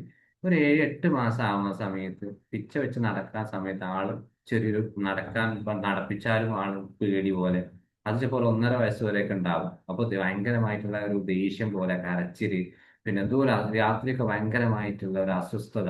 കാരണം ഈ ടെമ്പറമെന്റ് അവിടെ നല്ല രീതിയിൽ വർക്കൗട്ട് ആകാത്തത് കൊണ്ടാണ്. പിന്നെ അതേപോലെ മറ്റൊരു രീതിയിൽ എഫേർട്ട്ഫുൾ കൺട്രോൾ എന്ന് പറയും. കാരണം ഈ സംഭവമാണെങ്കിൽ തന്നെ മാക്സിമം ആൾ ശ്രമിച്ചുകൊണ്ടിരിക്കുക, കാരണം നടക്കാൻ ശ്രമിച്ചുകൊണ്ടിരിക്കുക, ചിരിക്കാൻ ശ്രമിച്ചുകൊണ്ടിരിക്കുക, ഉള്ളിൽ നിന്നൊരു ചെറിയ നമ്മൾ പോലും അറിയാതെ ആ കുട്ടി മാക്സിമം സ്വയം കാര്യങ്ങൾ ചെയ്യാനുള്ള രീതിയിലേക്ക്. അപ്പൊ ഈ ഒരു കാരണങ്ങൾ എന്താണ്, ചിലപ്പോൾ പല രീതിയിലും വരും. പിന്നെ മെയിൻ ലാസ്റ്റ് ഒരു പാർട്ടാണ് ഇൻട്രോവേർട്ട് എന്ന് പറയുന്നത്. അതാണ് ചിലപ്പോൾ 2, 3, 4 വയസ്സാകുന്ന സമയത്ത് കുട്ടി തീരെ സംസാരിക്കാൻ സെലക്റ്റീവ് മ്യൂട്ടിസത്തിലേക്കൊക്കെ പോകുന്നു. എനിക്ക് സംസാരിക്കാൻ കഴിയാത്ത ഒരാളാണ്, ഞാൻ അവിടെ സംസാരിച്ചാൽ എന്തെങ്കിലുമൊക്കെ സംഭവിക്കും എന്നുള്ള ആ ഒരു പാറ്റേണിലെ കുട്ടികൾ വരുന്നു. അപ്പോൾ ഈ ഒരു ബ്രെയിനിന്റെ എല്ലാ ഭാഗങ്ങളിലും എന്താണ്, ഈ ഒരു ടെമ്പറമെന്റ് വളരെയധികം ഒരു ഇമേജസ് ആയിട്ട് അവിടെ കിടക്കും. അപ്പൊ ആ ഇമേജസ് ആയിട്ട് ശരിക്കും മറ്റൊരു നിലയ്ക്ക് പറയും. നമുക്കറിയാം കോർട്ടെക്സ് എന്ന് പറയുന്ന ഒരു മെമ്മറീസിന്റെ ഭാഗങ്ങൾ, അതായത് ഓർബിറ്റോ ഫ്രോണ്ടൽ കോർട്ടെക്സ് എന്നാണ് പറയുന്നത്. അപ്പൊ അവിടെ എന്താ ശരിക്കും സംഭവിക്കുന്നത്, നല്ല തീരുമാനങ്ങളും നമ്മുടെ ഇമോഷൻസുകളും സെൽഫ് കൺട്രോളും ഒക്കെ വളരെ കൂടുതലായിട്ട് ഉണ്ടാവുന്ന ഒരു പ്രോസസ്സിംഗ് ആണ്. അപ്പൊ അതിനുശേഷം ആൾക്ക് കൊടുക്കുക എന്താണ്, ഹിപ്പോ ക്യാമ്പസ് എന്ന് പറയുന്ന മറ്റൊരു പാർട്ടിലേക്കാണ് പോവുക. നമ്മുടെ കിട്ടിയിട്ടുള്ള ഓർമ്മകളും നമ്മൾ പഠിച്ചിട്ടിരിക്കുന്ന കാര്യങ്ങളൊക്കെ ബന്ധപ്പെട്ട് സൂക്ഷിച്ചു വെക്കാനുള്ള ഒരു ഏരിയയാണ് ഹിപ്പോ ക്യാമ്പസ് എന്ന് പറയുന്നത്. അപ്പൊ ഈ ഹിപ്പോ ക്യാമ്പസിനെയാണ് അതെന്താണ് ഒരു അമിഗ്ഡാല എന്ന് പറയുന്ന സംഭവങ്ങളിലേക്ക് നല്ല രീതിയിൽ ക്ലിയർ ചെയ്ത് ഓക്കെ ആക്കി കൊണ്ടുവന്നു. പക്ഷെ ഇതിൽ നിന്നും തുടക്കത്തിൽ നിന്ന് കിട്ടിയ ആ കോർട്ടക്സ് കിട്ടിയിട്ടുള്ള ടെൻസ്ഡ് ആയിട്ടുള്ള അല്ലെങ്കിൽ കുട്ടിക്ക് ഭയപ്പെടുത്തുന്ന രീതിയിലാണ് ഈ ഒരു സെൽഫ് റെഗുലേഷൻ അവിടെ കിട്ടിയിട്ടുള്ളതെങ്കിൽ ഈ അമിഗ്ഡാല വരെ ഒരു പേടി, ഒരു ആൻസൈറ്റി, ഒരു ത്രെട്ട് കുട്ടിയുടെ ലൈഫിൽ എപ്പോഴും ഇങ്ങനെ ഉണ്ടാക്കിക്കൊണ്ടിരിക്കും. അപ്പൊ അമിഗ്ഡാല വരെ നമ്മൾ എന്താണ് വളരെയധികം ഈ ഒരു സെൽഫ് റെഗുലേഷൻ കുട്ടി ജനിച്ച അന്ന് മുതൽ എന്നാണ് കുട്ടിയുടെ ഈ ഒരു സംസാരം തുടങ്ങുന്നത് അതുവരെ നമ്മൾ വളരെയധികം ക്ലീൻ ആയിരിക്കണം, വളരെ സൂക്ഷ്മതയോടെ കൊടുക്കണം. ഓവർ പ്രൊട്ടക്ഷൻ കൊടുക്കുക എന്നുള്ളതല്ല, പക്ഷെ കുട്ടിക്ക് ആവശ്യമായിട്ടുള്ളത് പോക്കർക്ക്. കാരണം ഒരു കുട്ടി 3 വയസ്സ് 4 വയസ്സിൽ ഏകദേശം നടക്കാനും സംസാരിക്കാനും ഒക്കെ. പിന്നെ അതിനുശേഷം നമ്മൾ കൊടുക്കും, അത് പ്രത്യേകിച്ച് ഒരു സിംഗിൾ ചൈൽഡ് ഒക്കെ ആണെങ്കിൽ, സിംഗിൾ പാരന്റ് ഒക്കെ അത് ചെയ്യരുത്, ഇവിടെ പോകരുത്, ബിയും സംസാരിക്കരുത്, അങ്ങനെ അമിതമായിട്ട് നമ്മൾ ഓവർ പ്രൊട്ടക്ഷൻ കൊടുക്കും. അപ്പൊ ഇതുകൊണ്ട് തന്നെയാണ് ആൾക്ക് സ്വാഭാവികമായിട്ടുള്ള ഒരു വളർച്ച വളരെയധികം കുറയാനുള്ള ചാൻസസ് കൂടിയാണ്. അപ്പൊ ഇതിനെന്താണ് നമ്മൾ നേരത്തെ പറഞ്ഞ ആ ടെമ്പറമെന്റ് എന്താണ് എക്സ്ട്രീം ടെമ്പറമെന്റ് ആയിട്ട് വരാണ്ട്. അപ്പൊ ഇങ്ങനെ വരുന്ന കുട്ടികൾ വളരെയധികം പേടിയും കാര്യങ്ങളും അവരുടെ ലൈഫിൽ എപ്പോഴും ഉണ്ടാവും. അപ്പൊ അങ്ങനെയുള്ള കുട്ടികൾക്കാണ് നമ്മളിപ്പോൾ ഡയഗ്നോസ് ചെയ്യുന്ന ADHD, ഓട്ടിസം, അതേപോലെ പിന്നെ ആങ്സൈറ്റികൾ, കോഗ്നിറ്റീവ് ഡിഫിക്കൽറ്റീസുകൾ, ബിഹേവിയർ പ്രോബ്ലംസുകളൊക്കെ സാധാരണയായിട്ട് ഉണ്ടാകുന്നു. അപ്പൊ നമ്മൾ ഒന്ന് മനസ്സിലാക്കണം, ഒരു കുട്ടിക്ക് ഒരു പ്രശ്നം ഉണ്ടാകുന്നത് ഒരു ജനറ്റിക് മാത്രമല്ല, അതിന്റെ കൂടെ എൻവിറോൺമെന്റും ഉണ്ടാവും, ഡെവലപ്മെന്റും, ഇത് മൂന്നും കൂടി കണക്ക് വെച്ചിട്ടാണ് ഉണ്ടാവും. അപ്പോൾ ഒരു കുട്ടിക്ക് ഒരു ആങ്സൈറ്റി ഉണ്ടാവാനുള്ള ബന്ധപ്പെട്ടിട്ടുള്ള ഒരു ജനറ്റിക് ഉണ്ടായത് ചിലപ്പോൾ അതെങ്ങനെയാണ് ഉണ്ടാക്കുക, വളരെയധികം പിന്നെ ആ കുട്ടിയുടെ അമ്മയ്ക്ക് പ്രസവ സമയത്ത് ഒരു ആങ്സൈറ്റി ഉണ്ടായത് അത് ജനറ്റിക്കോ ബയോളജിക്കലി ആയിട്ട് വരും. അത് കഴിഞ്ഞ് കുട്ടിക്ക് ഈ ഒരു അമ്മയുടെ ആങ്സൈറ്റി തന്നെ കുട്ടി അതേപോലെ കൊടുക്കുകയാണ്. കുട്ടിനെ ഓവർ കെയർ ചെയ്തിട്ട് എന്ന് പേടിച്ച് ഇതൊക്കെ അമ്മ കെയർ ചെയ്യുന്ന സമയത്ത് ആ കുട്ടിക്ക് നല്ലൊരു സുരക്ഷിതമായിട്ടൊരു അന്തരീക്ഷം അവിടെ കിട്ടുന്നില്ല. അപ്പോൾ ആ കുട്ടിക്ക് എന്താണ് ജീവിതത്തിൽ പിന്നീട് ഒരു ഈ പറഞ്ഞിട്ടുള്ള ആ ഒരു ആങ്സൈറ്റിയിലേക്ക് വരാനുള്ള ചാൻസസ് കൂടുതലാണ്. ക്ലിയർ ആണോ? ഓക്കെ. ഇനി നമുക്ക് ഒരു സെൽഫ് റെഗുലേഷൻസിന്റെ റൂട്ടുകൾ എന്തൊക്കെയാണ്, അതായത് എങ്ങനെയാണ് നമുക്ക് ഈ ഒരു കുട്ടികൾ ചെറിയ രൂപത്തിൽ തന്നെ നമ്മൾ പറഞ്ഞു വെച്ചു അതേപോലെ എങ്ങനെയാണ് ഒരു റൂട്ടിലേക്ക് നമ്മുടെ മക്കളെ കൊണ്ടുപോവുക. അപ്പോൾ നമുക്കൊക്കെ കുട്ടികൾ ഉണ്ടാവും. അപ്പോൾ ഓരോന്നിലും ഓരോ പഠനത്തിലൊക്കെ വ്യത്യാസതകൾ ഉണ്ടാവും. ഇപ്പോൾ നമ്മളൊരു LD അസസ്മെന്റ് എടുക്കുകയാണെങ്കിൽ പോലും പല രീതിയിലുള്ള കുട്ടികളായിട്ട് നമ്മളെ വരിക. അപ്പോൾ നമുക്ക് ഒരേ രീതിയിലുള്ള അസസ്മെന്റ്, ഒരേ ഉള്ള റെമഡിയേഷൻ പ്ലാനുകൾ, ഒരേ രീതിയിലുള്ള ട്യൂഷൻ ഒന്നും ആയിരിക്കില്ല. വ്യത്യസ്തമായിട്ടുള്ള രീതിയിൽ ട്രീറ്റ്മെന്റും പഠന രീതികളും നമുക്ക് അവർക്ക് കൊടുക്കേണ്ടി വരും. അപ്പോൾ ഒന്ന് മനസ്സിലാക്കേണ്ടത്, ഓരോ കുട്ടിയുടെയും പ്രധാനപ്പെട്ട ഗോൾസ് എന്ന് പറയുന്നത് വ്യത്യസ്തമാണ്. ആൾക്കൊരു സർവൈവർ വേണ്ടി വരും, ഒരു സേഫ്റ്റി വേണ്ടി വരും, ഹോമിയോ സ്റ്റാറ്റിസ് എന്ന് പറഞ്ഞിട്ടൊരു ഏരിയയും വേണ്ടി വരും. അതായത് കുട്ടിക്ക് തൻ്റെ ബ്രെയിനും തൻ്റെ പഠനങ്ങളും തൻ്റെ ജീവിത ശൈലിയും ഒക്കെ നിലനിർത്തുന്ന ഒരു സർവൈവൽ പാർട്ട് നമ്മൾ ഉണ്ടാക്കി കൊടുക്കണം. ഏത് രീതിയിലാണ് കുട്ടിക്ക് പഠിക്കാൻ ഇഷ്ടമുള്ളത്, കണ്ടിട്ടാണോ കേട്ടിട്ടാണോ എഴുതിയിട്ടാണോ ഉറക്ക വായിച്ചിട്ടാണോ എന്നുള്ളത് നമ്മൾ.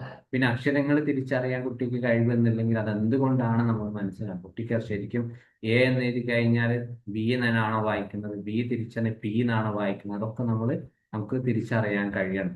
അപ്പൊ അതാണ് ശരിക്കും ആ ഒരു ഹോമിയോസ്റ്റേസിസ് എന്ന് പറഞ്ഞിട്ടുള്ള പാർട്ടിലേക്ക് ഒരു തിരിച്ചറിവിന്റെ ഒരു പാഠം നമ്മൾ കുട്ടി. കാരണം നമ്മൾ റെമഡിയേഷന് കുറച്ച് കൊടുക്കുകയാണെങ്കിൽ, കാരണം ഇപ്പോൾ കഴിഞ്ഞ ദിവസം ഞാൻ പറഞ്ഞില്ല, ഒരു സ്ക്രൈബിനെ വെച്ചിട്ട് ഒരു കുട്ടീനെ റെമഡിയേഷൻ നമ്മുടെ ഓഫീസിൽ നടക്കുന്നുണ്ട്.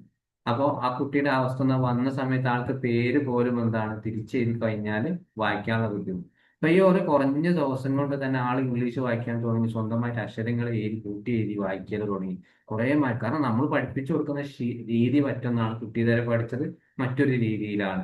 അപ്പോൾ ഈ രീതി എന്താണ്, ആ റൂട്ട് നമ്മൾ എന്താണ് എപ്പോഴും ഒരു സെൽഫ് റെഗുലേഷൻസുമായിട്ട് കണക്റ്റീവ് ഉള്ളതാണ്. അപ്പോൾ ഒരു ബ്രെയിന് എപ്പോഴാണ് ഒരു സ്ട്രെസ് മോഡിലേക്ക് പോകുന്നത് എന്ന് നമ്മൾ കറക്റ്റ് ആയിട്ട് നമ്മൾ മനസ്സിലാക്കാൻ കഴിയണം. ഏതെങ്കിലും തരത്തിൽ നമ്മൾ പറഞ്ഞതുപോലെ എന്തെങ്കിലും ഒരു വൈകാരികമായിട്ടൊരു ഭീഷണി, അതേപോലെ സോഷ്യൽ ആയിട്ടുള്ള എന്തെങ്കിലും തരത്തിലുള്ള ബുള്ളിങ് പോലെയുള്ള കാര്യങ്ങൾ, അപകടങ്ങൾ, ഇതൊക്കെ കുട്ടിയെ ഏതെങ്കിലും തരം ബാധിച്ചിട്ടുണ്ടോ എന്നുള്ളത്. അപ്പോ ഒരു ഹോമിയോസ്റ്റസിസ് ഒന്നുകൂടെ വേണം പറഞ്ഞുതരാം. അതായത് ശരീരത്തിന്റെയും മനസ്സിന്റെയും ഒരു സന്തുലിതാവസ്ഥ ഒരേ പാറ്റേണിലായി പോവുക. അപ്പം വിശക്കുന്ന സമയത്ത് കുട്ടിക്ക് ഭക്ഷണം കൊടുക്കുന്ന, കുട്ടി ഭക്ഷണം കഴിക്കുന്ന, കുട്ടി ഓക്കെ ആയി. അതേ സമയത്ത് കുട്ടിക്ക് ഏതെങ്കിലും തരത്തിലൊരു ഫിയർ ഉണ്ടെങ്കിൽ അതേ സമയത്ത് ആ ഫിയർ നമ്മൾ മാറ്റി കൊടുത്താൽ അത് ഓക്കെ ആയി. അതേപോലെ കുട്ടിക്ക് പിന്നെ പഠനത്തിൽ എന്തെങ്കിലും ബുദ്ധിമുട്ടുണ്ടെങ്കിൽ നമ്മൾ ആ പഠനം എവിടെയാണ് ബുദ്ധിമുട്ടുള്ള പഠനം അല്ലെങ്കിൽ ക്ലിയർ ചെയ്ത് കൊടുക്കുകയാണെങ്കിൽ അവിടെയും ഈ ഹോമിയോസ്റ്റാസിസ് നടക്കുന്നുണ്ട്. അപ്പൊ ഈ രീതിയിലാണ് നമുക്ക് കൊടുക്കേണ്ടത്. അപ്പോ നമുക്ക് ഈ ഒരു സ്ട്രെസ്സുമായിട്ട് ബന്ധപ്പെട്ട് സെൽഫ് റെഗുലേഷൻ റൂട്ടിലേക്ക് വരുന്ന സമയത്ത് ഒന്ന് സിമ്പതറ്റിക് ആ റൂട്ടിലേക്ക് വളരെയധികം ഏത് രീതിയിലാണ് കുട്ടികളുള്ളതെന്ന് മനസ്സിലാക്കുക. ഒരു സാം സിസ്റ്റം, അതായത് സിമ്പതറ്റിക് അഡ്രിയോണാമിലിറ്റി എന്നാണ് അതിന് പറയാ. അപ്പോൾ ഈ ഒരു അത് സിസ്റ്റമാറ്റിക്കുമായിട്ടുള്ള വരുന്ന ആ ഒരു പാർട്ടിലാണ് വെയിന്. കാരണം കുട്ടിക്ക് ചിലപ്പോൾ പെട്ടെന്ന് ഭക്ഷണങ്ങൾ ക്യാച്ച് ചെയ്യാനോ അല്ലെ പറഞ്ഞ എന്തെങ്കിലും കാര്യങ്ങൾ വരുന്ന സമയത്ത് ഏറ്റവും പ്രശ്നങ്ങൾ വാശി കാണിക്കുന്ന അതൊക്കെയാണ്. അപ്പൊ ആ സമയത്ത് ആ കുട്ടിയെ ഫൈറ്റ് ആൻഡ് ഫ്ലൈറ്റ് മോഡ് കാണിക്കുന്നുണ്ടെങ്കിൽ അത് സിസ്റ്റമാറ്റിക്കലാണ്.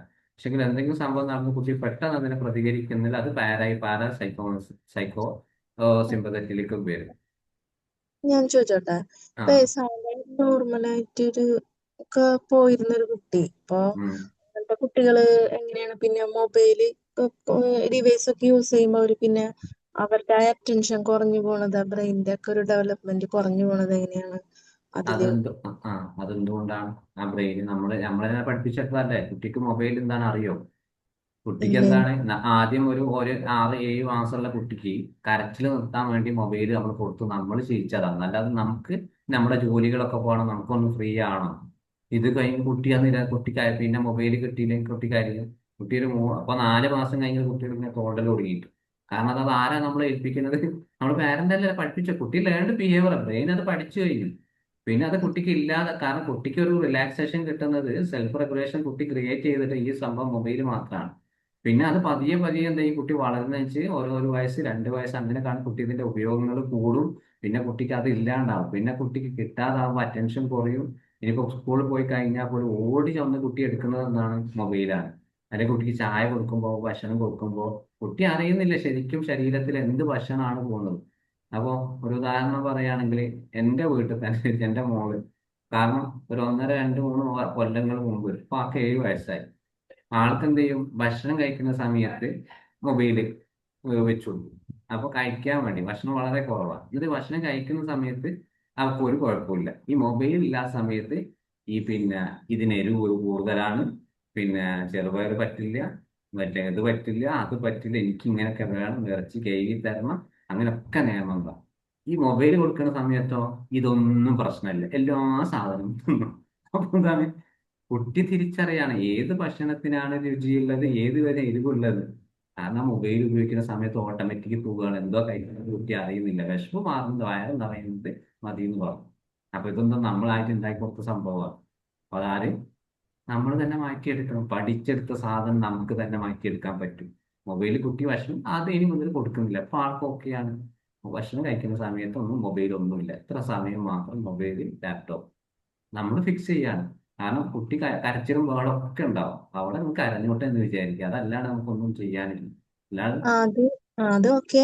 പക്ഷെ വെച്ചുകഴിഞ്ഞാൽ നല്ല ആക്റ്റീവ് ആയിരുന്ന കുട്ടികളുണ്ടല്ലോ, ആ ഒരുവിധം എല്ലാ കാര്യത്തിലും നല്ല നല്ല ഓർഡറിൽ പോയിരുന്ന കുട്ടികൾ, ഇതിന്റെ ഉപയോഗം കൂടുമ്പോൾ അവർക്ക് ശ്രദ്ധ കുറയും. പിന്നെ മൊത്തത്തിലൊരു ലേസിനെസ് വരുന്നുണ്ടല്ലോ. അതുണ്ട്. അതാണ് അത് കാരണം കുറച്ച് ചിലപ്പോൾ ആള് പെട്ടെന്ന് ഒരു ഉപയോഗം കിട്ടി നമ്മൾ ഇതൊക്കെ പറഞ്ഞ് ഒഴിവാക്കി എന്ന് വിചാരിക്കുക. പക്ഷെ ആ സമയം കുറേ സമയം കഴിയും. നമ്മൾ ഈ പറഞ്ഞിട്ടുള്ള നല്ലൊരു സെൽഫ് റെഗുലേഷൻസ്, ആ ഒരു പാരാസിമ്പതറ്റിക് വരാൻ കുറേ സമയം എടുക്കും. ചിലപ്പോൾ 1 വർഷം 2 വർഷമൊക്കെ എടുത്തത് വരും. കാരണം അത് നോർമൽ നമ്മൾ വീണ്ടും വീണ്ടും നല്ല രീതിയിൽ കുട്ടിക്ക് എന്താണ് മൊബൈലിലേക്ക് പോവാതെ കുട്ടി ആക്റ്റീവ് ആക്കുന്ന ഓരോ കാര്യങ്ങൾ ചെയ്തു കൊടുത്താൽ മാത്രമേ ഈ പഴയ ആ ഒരു അവസ്ഥയിൽ നിന്ന് മാറാനുള്ള ചാൻസ് ഉള്ളൂ. ഓക്കെ, ഇനി താങ്ക് യു. ഇനി ഇതിൽ തന്നെ മറ്റൊന്നുണ്ട്, നമുക്കൊരു HPA ആക്സിസ് എന്ന് പറയുന്നത്. അതായത് ഒരു ബ്രെയിനിന്റെ മറ്റൊരു ഒരു ഏരിയ ആണ്. അതായത് ഹൈപ്പോതലാമസ് പിറ്റ്യൂട്ടറി ആൻഡ്രിയൽ ആക്സിസ് എന്ന് പറയുന്ന ഒരു ഏരിയ. അതായത് ഈ ഒരു സാം സിസ്റ്റം, അതായത് ശരിക്കും നമ്മളിപ്പോ സുബിയ പറഞ്ഞതുപോലെ ആ ഒരു ശരിക്കും പ്രവർത്തനം നടക്കുന്നതിലേക്കാണ്, സാമിലാണ്. അത് HPA ആക്സിസിൽ. അപ്പൊ ഇവിടെ ഇപ്പോ കോർട്ടിസോൾ നേരത്തെ പറഞ്ഞതുപോലെ കുറച്ചു കാലം മൊബൈൽ നല്ലോണം ഉപയോഗിച്ചു എന്ന് വിചാരിക്കുക. അപ്പൊ ആ ഹോർമോൺ എന്ത് ചെയ്യും, പതിയെ പതിയെ കോർട്ടിസോളിനെ ശരീരത്തോട് പറഞ്ഞു ശീലിക്കും. പിന്നെ ഇത് തന്നെയാണ് എനിക്ക് ഏറ്റവും നല്ലത്, കുറെ കാലത്തേക്ക് ഇത് തന്നെ ഉപയോഗിച്ചാൽ മതി, നല്ല ആശ്വാസം കിട്ടുന്നുണ്ട്, കോർട്ടിസോൾ അവിടെ ഫിക്സ് ചെയ്തിച്ചാണ്. അപ്പോ ഈ കോർട്ടിസോൾ എന്ത് ചെയ്യും, പതിയെ ഒരു സ്ട്രെസ് ഹോർമോൺ അവിടെ ക്രിയേറ്റ് ചെയ്തിട്ടുണ്ട്. ഈ സംഭവം കിട്ടിയിട്ടില്ലെങ്കിൽ എനിക്ക് പ്രശ്നങ്ങൾ ഉണ്ടാവും, വാശി ഉണ്ടാവും എന്നൊക്കെ ഉള്ളത്. അപ്പൊ ഈ ഒരു ബ്രെയിൻ സാധാരണ രീതിയിൽ വർക്ക് ചെയ്യാനുള്ള ചാൻസസ് ഇല്ല. അപ്പൊ അവിടെ വരുന്ന സമയത്തായിരിക്കും പിന്നീട് ഈ കോർട്ടിസോൾ ആയിട്ട് ഹൈപ്പോതലാമസിലേക്ക് കൊടുക്കുന്നതും പിന്നെ അത് അമിഗ്ഡാല സ്വീകരിക്കുന്നതും ഒക്കെ. അപ്പൊ അത് നോർമൽ സ്റ്റേജ് അല്ലാത്തത് കൊണ്ട് ഇതൊക്കെ പ്രശ്നങ്ങളുണ്ടാവും. പക്ഷെ ഇതിനെയാണ് നമ്മൾ പിറ്റ്യൂട്ടറി ഗ്ലാൻഡ് എന്ന് പറയുന്നുള്ള സംഭവങ്ങൾ, ഒരു ACTH എന്ന് പറഞ്ഞൊരു ഹോർമോണിനെ ശക്തമായിട്ട് ആൾക്ക് ലൈഫിലോങ് തീരെ അറ്റൻഷൻ ഇല്ല, ഒന്നും ശ്രദ്ധിക്കാൻ പറ്റാതെ, പഠനത്തിലൊക്കെ വളരെ മോശം. പിന്നെ ചിലപ്പോൾ മൊബൈൽ നോക്കും, ചില സമയത്ത് എന്തൊക്കെയോ ആലോചിച്ചിരിക്കും, എന്തെങ്കിലും പറഞ്ഞു കഴിഞ്ഞാൽ ഓടിച്ച് പിന്നെ വാതിൽ അടച്ചിക്കുക, ദേഷ്യം തീർക്കുന്നവരെ പ്രതികരിക്കാൻ പറ്റും. അപ്പൊ ഈ ഒരു ശരിക്കും ഈ HPA ആക്സിസ് എന്താണ്, ശരിക്കും കുട്ടികളെ വളരെയധികം വഷളാണ്. അപ്പൊ ആ കോർട്ടിസോൾ എന്താണ് അവിടെ ചെയ്തിട്ടുള്ളത്, അതിന്റെ എഫക്റ്റ് ആയിരിക്കും ഈ ഒരു HPA ആക്സിസിൽ വരുന്നത്. അപ്പോൾ അതിനുശേഷം എന്താണ്, കോർട്ടിസോള് ഹിപ്പോകാമ്പസിലേക്ക് കൊടുക്കുന്ന സമയത്ത് മെമ്മറീസിൽ പ്രശ്നങ്ങൾ ഉണ്ടാവും, പഠനത്തിലെ പ്രശ്നങ്ങൾ ഉണ്ടാവും, തീരുമാനങ്ങൾ എടുക്കുന്ന പ്രശ്നങ്ങൾ ഉണ്ടാവും. ഓരോ പ്രശ്നങ്ങൾ എന്താണ്, ഈ കോർട്ടിസോൾ ഓരോന്നോരോന്നായിട്ട് ഹിപ്പോകാമ്പസിന് കൊടുക്കും, ഹിപ്പോകാമ്പസ് അമിഗ്ഡാല കൊടുക്കും. ഇങ്ങനെ രീതിയിലെ പല പ്രശ്നങ്ങൾ അവിടെ ഉണ്ടാകും. അപ്പൊ അതിനുശേഷം കുട്ടിക്ക് എന്താണ്, ജീവിതത്തിൽ ഒരുപാട് കാലം പ്രശ്നങ്ങൾ തന്നെയായിരിക്കും. പഠനത്തിൽ ആള് നോർമലി ആക്റ്റീവ് ആയിരിക്കും, എങ്കിൽ പോലും എന്തോ ഒരു ഭയത്തിൽ ജീവിക്കുന്നത് പോലെ, എന്തോ എന്നെ ചുറ്റപ്പെട്ടിരിക്കുന്നു എന്നുള്ള ഒരു ഫീലിങ്സ് ആയിരുന്നു കുട്ടികളുടെ ലൈഫിൽ അങ്ങനെ അങ്ങ് പോവുക. അപ്പൊ ആ ഒരു ക്രോണിക് സ്ട്രെസ് ലെവല് നമ്മുടെ കുട്ടികൾ എന്തെങ്കിലും ഇതേ പറഞ്ഞ എന്തെങ്കിലും സിംറ്റംസുകളോ ഒക്കെ ഉണ്ടെങ്കിൽ നമ്മൾ കറക്റ്റ് ആയിട്ട് അതിനെ കാമാക്കുന്ന രീതിയിലായിരിക്കണം നമ്മൾ കൊടുക്കേണ്ടത്. ഓക്കെ, ക്ലിയർ ആണോ? ഇനിയിപ്പോ ഇതേപോലെ ഓക്കെ, ഒന്നുകൂടി നമുക്ക് ഈ ഒരു സെൽഫ് റെഗുലേഷൻ ഒന്ന് നോക്കാൻ, നമുക്ക് എന്താണ് ഒരു പഠനത്തിന്റെ കാര്യം എടുക്കണം. അപ്പൊ അവിടെ പഠനം എപ്പോഴും നമ്മൾ ആ ഒരു കൗതുകത്തോടെ മുമ്പിൽ അവരെ അവതരിപ്പിക്കുക. അതായത് ചിലപ്പോൾ നമുക്ക് ഇന്ന രീതിയിൽ പഠിക്കാം, പഠിക്കുന്ന ഇന്ന രീതിയിൽ പഠിച്ചു കഴിഞ്ഞാൽ എങ്ങനെയൊക്കെ ഉണ്ടാവും എന്നൊക്കെ പറയുന്ന രീതിയിൽ നമുക്ക് എന്താണ് അവർ എപ്പോഴും എന്താണ് ഒരു ആക്ടിവിറ്റി ചെയ്യുന്നത് പോലെ ആയിരിക്കും. പ്രത്യേകിച്ച് ചെറിയ കുട്ടികൾക്കിടയിൽ നമ്മൾ പഠനങ്ങൾ കൊണ്ടുവരുന്ന നിറങ്ങളും ആളുകളും ശബ്ദങ്ങളും കളിപ്പാട്ടങ്ങളും സംഭവങ്ങളൊക്കെ ആയിട്ട് എല്ലാം ഒരു പുതുമ പോലെ.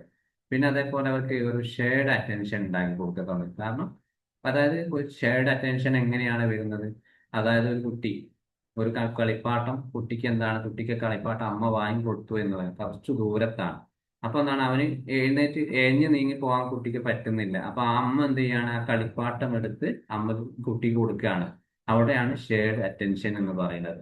കാരണം കുട്ടിക്ക് പിന്നെ ആ ബ്രെയിൻ പഠിപ്പിക്കാൻ ഇന്നൊരു സാധനം എനിക്ക് കിട്ടിയാണെന്ന് മറ്റുള്ള ആളുകൾക്ക് കൊടുത്ത് ശീലിക്കണം എന്നുള്ളത്. കാരണം ആ ഒരു HPA ആക്സിസ് എന്താണ്, കറക്റ്റ് അവിടെ നല്ല രീതിയിൽ പോകുന്നു എന്നുള്ളതാണ്. അപ്പോൾ അമ്മയുടെ ബ്രെയിൻ തന്നെയാണ് കുഞ്ഞിന്റെ ബ്രെയിനിലേക്കും വരുന്നത്. അതേപോലെ അച്ഛൻ കാണിക്കുന്ന ബ്രെയിൻ തന്നെയാണ് മക്കളെ രീതിയിൽ. ഇപ്പോൾ ഈ ഒരു ജനറ്റിക് എന്ന് പറയുന്നതും ഡെവലപ്മെന്റും എൻവിറോൺമെന്റും ഒക്കെ കണക്ട് ചെയ്തിട്ടാണ് നമ്മൾ ആ ഒരു ജോയിന്റ് അറ്റൻഷൻ ബ്രെയിനാണ് നമ്മൾ കുട്ടികൾക്ക് ഉണ്ടാകും. അതാണ് കുട്ടികൾ ഏറ്റവും സുരക്ഷിതമായിട്ടുണ്ടാകുന്നത്. ഒരു വീട്ടിൽ 4 പേരുണ്ടെങ്കിൽ മക്കൾക്ക് 2 പേർക്ക് ഒരു ഫോൺ, അച്ഛനമ്മ ഇവർ 4 ഫോൺ ഭക്ഷണം കഴിക്കുന്ന സമയത്ത് ഫോണിലായിരിക്കും. ഈ 4 ബ്രെയിനും അവിടെ വ്യത്യസ്തമായിട്ട് 4 ബ്രെയിനുകളാണ്. ഇപ്പൊ ടി വി കാണുന്ന സമയത്താണെങ്കിൽ പോലും ഓരോരുത്തരും 2 പേര് മൊബൈൽ നോക്കുമ്പോൾ 2 പേര് ടി വി കാണും. അപ്പൊ അതും വ്യത്യസ്തമായിട്ടുള്ള ബ്രെയിൻ അവിടെ കാണും. അപ്പോൾ ആ ഒരു സാഹചര്യം നമ്മൾ ഉണ്ടാക്കാതിരിക്കാൻ വേണ്ടി ഓരോ കുട്ടികൾക്ക് motivation plus reward plus learning നമ്മൾ നിരന്തരമായിട്ട് ഓരോ കാര്യത്തിലും കൊടുക്കും. അതിനനുസരിച്ച് കുട്ടിയുടെ ഡോപ്പമൈൻ്റെ ഉൽപാദനം കൂടാനും കുറയാനൊക്കെ സാധിക്കും, നല്ല രീതിയിൽ വരും. ഇനി പ്രത്യേകിച്ച് ADHD കുട്ടികൾക്കാണെങ്കിൽ സാധാരണ പഠനത്തിൽ ശ്രദ്ധ അവർക്ക് കുറയായിരിക്കും ഇങ്ങനത്തെ കുട്ടികൾ. അപ്പൊ അവരെന്താണ് അവർ ഇഷ്ടപ്പെടുന്ന കാര്യങ്ങൾ എന്താണ് നമ്മൾ മണിക്കൂറോളം ശ്രദ്ധിക്കുകയാണ്. അവർക്ക് എന്താണ് ഇഷ്ടപ്പെട്ടിട്ടുള്ളത്, അവർക്ക് അതിയായിട്ട് താല്പര്യം കാണിക്കുന്ന കാര്യങ്ങൾ എന്തൊക്കെയാണ്. കുറഞ്ഞ 5 മിനിറ്റ് 10 മിനിറ്റ് ഒന്നുമല്ല, അവരെ പിന്നാലെ നമ്മൾ നടക്കുക. അവരിഷ്ടപ്പെട്ട കാര്യം അവർ ചെയ്തെന്ന് വെച്ചാൽ അവരെ പ്രോത്സാഹിപ്പിച്ചു ഇതിലൂടെ എന്താണ് ആ മോട്ടിവേഷൻ കൊടുത്തിട്ട് അവർക്ക് ബ്രെയിൻ പഠിപ്പിക്കുകയാണ്. ഇത് എനിക്ക് റിവാർഡാണ്, എൻ്റെ അമ്മ അല്ലെങ്കിൽ എൻ്റെ കൂടെ വരുന്ന ആൾ ടീച്ചർ എനിക്ക് സപ്പോർട്ടീവ് ആണ്. ആ റിവാർഡ് എന്ത് ചെയ്യും പതിയെ പതിയെ ആൾ കിട്ടിയിട്ട് ആ പഠനത്തിലേക്ക് ശ്രദ്ധ തിരിച്ചു വരും. അതുകൊണ്ട് തന്നെ അവർക്ക് മോട്ടിവേഷൻ നല്ല രീതിയിൽ കിട്ടണം എന്നുള്ളതാണ് പ്രത്യേകിച്ച് ADHD. അപ്പൊ ഇവിടെ ഒരു പെർസെപ്ഷൻ ഈ ആക്ഷൻ സൈക്കിൾ എപ്പോഴും വേണം. കാണുന്നു, മനസ്സിലാക്കുന്നു, പ്രതികരിക്കുന്നു, വീണ്ടും പഠിക്കുന്നു എന്നുള്ള ഒരു മെത്തേഡാണ് ഒരു പെർസെപ്ഷൻ സൈക്കിളിൽ വരുന്നത്. പിന്നെ അതേപോലെ വേണമെങ്കിൽ നമുക്ക് ഫൈനലി ആണെങ്കിൽ കുട്ടികൾക്കൊക്കെ ഇതൊരു വലിയ ഡീപ്പ് മേഖലയാണെങ്കിൽ പോലും ഒരു ബ്രെയിൻ കോസ്റ്റ് ബെനിഫിറ്റ് അനാലിസിസ് എന്ന് പറഞ്ഞ് CBTയിലൊക്കെ കുട്ടികൾക്കായിട്ട് ഉപയോഗിക്കുന്ന ഒരു ടെക്നിക്ക് ഉണ്ട്. അപ്പൊ അവിടെ ആ ഒരു ടെക്നിക്ക് എന്ന് പറയുന്നത് ഓരോ ബ്രെയിനിലെ ഓരോ നിമിഷവും എന്താണ് കുട്ടിക്ക് മനസ്സിലായിട്ടുണ്ടോ, അപ്പൊ ഒരു പാഠം ഒരു വാക്ക് പഠിപ്പിച്ചിട്ടുണ്ടെങ്കിൽ കുട്ടി മനസ്സിലായിട്ടുണ്ടോ, ഓക്കെ ആണെന്ന് പറയിപ്പിക്കുന്നു. ഇപ്പൊ മനസ്സിലായിട്ടില്ലെങ്കിൽ എന്തുകൊണ്ടാണ് മനസ്സിലാക്കാത്ത കാരണം അതിന്റെ ബെനിഫിറ്റ് കുട്ടിക്ക് പറഞ്ഞു. കോസ്റ്റ് എന്താണ്, ബെനിഫിറ്റ് എന്താണ്, ഇത് പഠിച്ച ഇപ്പൊ കുട്ടിക്ക് സ്കൂൾ പോകാൻ വേണ്ടിയിട്ടുള്ള കുട്ടിനോട് ഇത് പഠിച്ചാൽ ഗുണം എന്താണ്, പഠിക്കാത്തതിന്റെ ദോഷങ്ങൾ എന്തൊക്കെയാണ്, അത് നമ്മൾ കുട്ടീനെ ആ രീതിയിൽ പാസ്റ്റ് എക്സ്പീരിയൻസ് വെച്ചും ഇപ്പം ഫ്യൂച്ചർ എക്സ്പീരിയൻസ് ഒക്കെ വെച്ചിട്ട് നമ്മൾ ആ കുട്ടിയുടെ ബ്രെയിൻ സിസ്റ്റത്തിലേക്ക് നമ്മൾ അങ്ങനെ ആക്കി കൊടുക്കാം. അപ്പൊ ഈ ഒരു പ്രോസസ്സിങ് എന്താണ് നമ്മുടെ ലൈഫിൽ കുട്ടികൾക്കിടയിൽ നിർബന്ധമായിട്ട് വേണം. ബ്രെയിൻ സിസ്റ്റം നമ്മൾ പൂർണ്ണമായിട്ടും സൈക്കോളജി മേഖലകളിലും അല്ലെങ്കിൽ പാരന്റ് നിലയിൽ നമുക്ക് ഇതൊക്കെ ഒന്ന് മനസ്സിലാക്കാൻ പറ്റുന്ന ഒരു ഏരിയ ആണ്. അപ്പോൾ കൂടുതലായിട്ടൊന്നും ഞാൻ പറയുന്നില്ല, അതാണ് കുറഞ്ഞ രൂപത്തിൽ എനിക്ക് പറയാനുള്ളത്. നമുക്ക് വേണമെങ്കിൽ ഇതിനെപ്പറ്റി ഡീപ്പായിട്ട് ഇങ്ങനെ വരും സെഷനുകളിൽ എടുക്കാം. കാരണം ന്യൂറോ സൈക്കോ തെറാപ്പി കുറേ പഠിക്കാനുണ്ട് ഇങ്ങനത്തെ പ്രത്യേകിച്ച് കുട്ടികളുടെ കാര്യത്തിൽ. ഞാൻ പറഞ്ഞിട്ടെ ഇപ്പൊ കുട്ടികൾക്കുണ്ടല്ലോ, അപ്പൊ കുട്ടികൾക്ക് വർക്കിംഗ് ടൈം ഇപ്പൊ 7 വയസ്സുള്ള കുട്ടി ഇപ്പൊ 2ാം ക്ലാസ്സിൽ, പക്ഷെ അവർക്ക് ഒരുപാട് എഴുതാനും, ഇപ്പൊ എന്റെ മോളുടെ കാര്യമാണ് ഞാൻ പറയുന്നത്, എഴുതാനും ഒരുപാടുണ്ട് സ്കൂളിൽ. വീട്ടിൽ വന്നാലും എഴുതാനുണ്ട്, ഒരുപാട് പഠിക്കാനും ഉണ്ട്. അപ്പൊ സിലബസ് ഓൾറെഡി ഞാൻ നോക്കിയപ്പോ ചേഞ്ച് ആയിട്ടുണ്ട് മൊത്തത്തില്. അപ്പൊ ഓവർലോഡ് പോലെ. അപ്പൊ അവർക്ക് ഒരു ആക്ടിവിറ്റി, സാർ പറഞ്ഞ പോലെ ആക്ടിവിറ്റി ബേസ്ഡ് ആയിട്ടുള്ളതാണെങ്കിൽ അവർക്ക് പെട്ടെന്ന് ക്യാച്ച് ചെയ്യാൻ പറ്റുന്നുണ്ട്, ബോറടിക്കുന്നില്ല. ഇങ്ങനെ എഴുതേണ്ടി വരുന്ന ഒരു സിസ്റ്റമാറ്റിക് ഇത് വരുമ്പോഴും അവർക്കും പഠനത്തിനോടൊരു താല്പര്യക്കുറവ് പോലെ വരുന്ന പോലെ എനിക്ക് ഫീൽ ചെയ്യുന്നുണ്ട്. അതെ, നമുക്ക് ഈ ഒരു അക്കാദമിക് ലെവൽ നോക്കുന്ന സമയത്ത് അവിടെ കൊടുക്കുന്ന സബ്ജക്റ്റ് എന്തായാലും ഫോളോ അപ്പ് ചെയ്യണം. അപ്പൊ ആ സമയത്ത് ഇങ്ങനെ ഓവറായിട്ട് പഠിക്കാൻ കുട്ടികളുടെ മറ്റുള്ള ആക്ടിവിറ്റി ചെയ്യാൻ സമയമില്ല. നമ്മൾ അവിടെ കൂടെ ഇരിക്കുക. പഠിക്കുന്ന സമയത്ത് കുറഞ്ഞ 10 മിനിറ്റ് അവർ എന്താണ് എഴുതുന്നത് പഠിക്കുന്നത് ആ സമയത്ത് ഒരു reward system, support reward system ഉണ്ടാക്കി കൊടുക്കുക. അവർക്കൊരു എനർജി ലെവൽ കൂടും. ഒറ്റയ്ക്ക് കൂടെ ഒരാളുണ്ടല്ലോ എന്നുള്ള അവർക്ക് പഠിക്കാനുള്ള താല്പര്യം. അതൊരു ആക്ടിവിറ്റീസ് ആണ്. അതും ബ്രെയിന് ശരിക്കും അവിടെ നോർമൽ സ്റ്റേജിലേക്ക് സിമ്പതറ്റിൽ നിന്നും പാരയിലേക്ക് ഓട്ടോമാറ്റിക് വരുന്നതാണ്. കാരണം എന്താണ്, ഒരു അമ്മയുടെ ബ്രെയിൻ അവിടെ ഉണ്ട്. ആ കുട്ടിനെ പഠിക്കണം എന്നൊരു ആഗ്രഹമായിട്ട് പഠിപ്പിക്കണം എന്നൊരു ആഗ്രഹമായിട്ടായിരിക്കുന്നത്. അതൊക്കെ അതേ ബ്രെയിൻ കണക്ട് ചെയ്യുന്നതാണ് എനിക്ക് പഠിക്കണം എന്നുള്ള ആ ഒരു ടെൻഡൻസി കുട്ടിക്കും വരും. അത് വേറൊരു ആക്ടിവിറ്റി കൊടുത്തിട്ടില്ലെങ്കിൽ പോലും നമ്മളുടെ ആ പ്രസൻസ് എന്താണ് വളരെയധികം ഇമ്പോർട്ടൻ്റ് ആയിട്ടൊരു കാര്യമാണ്. Thank you. ഓക്കെ, ഇത് റിലേറ്റഡ് ആയിട്ട് നിങ്ങൾക്ക് എന്തെങ്കിലും ചോദിക്കാനുണ്ടോ ചോദിക്കാം.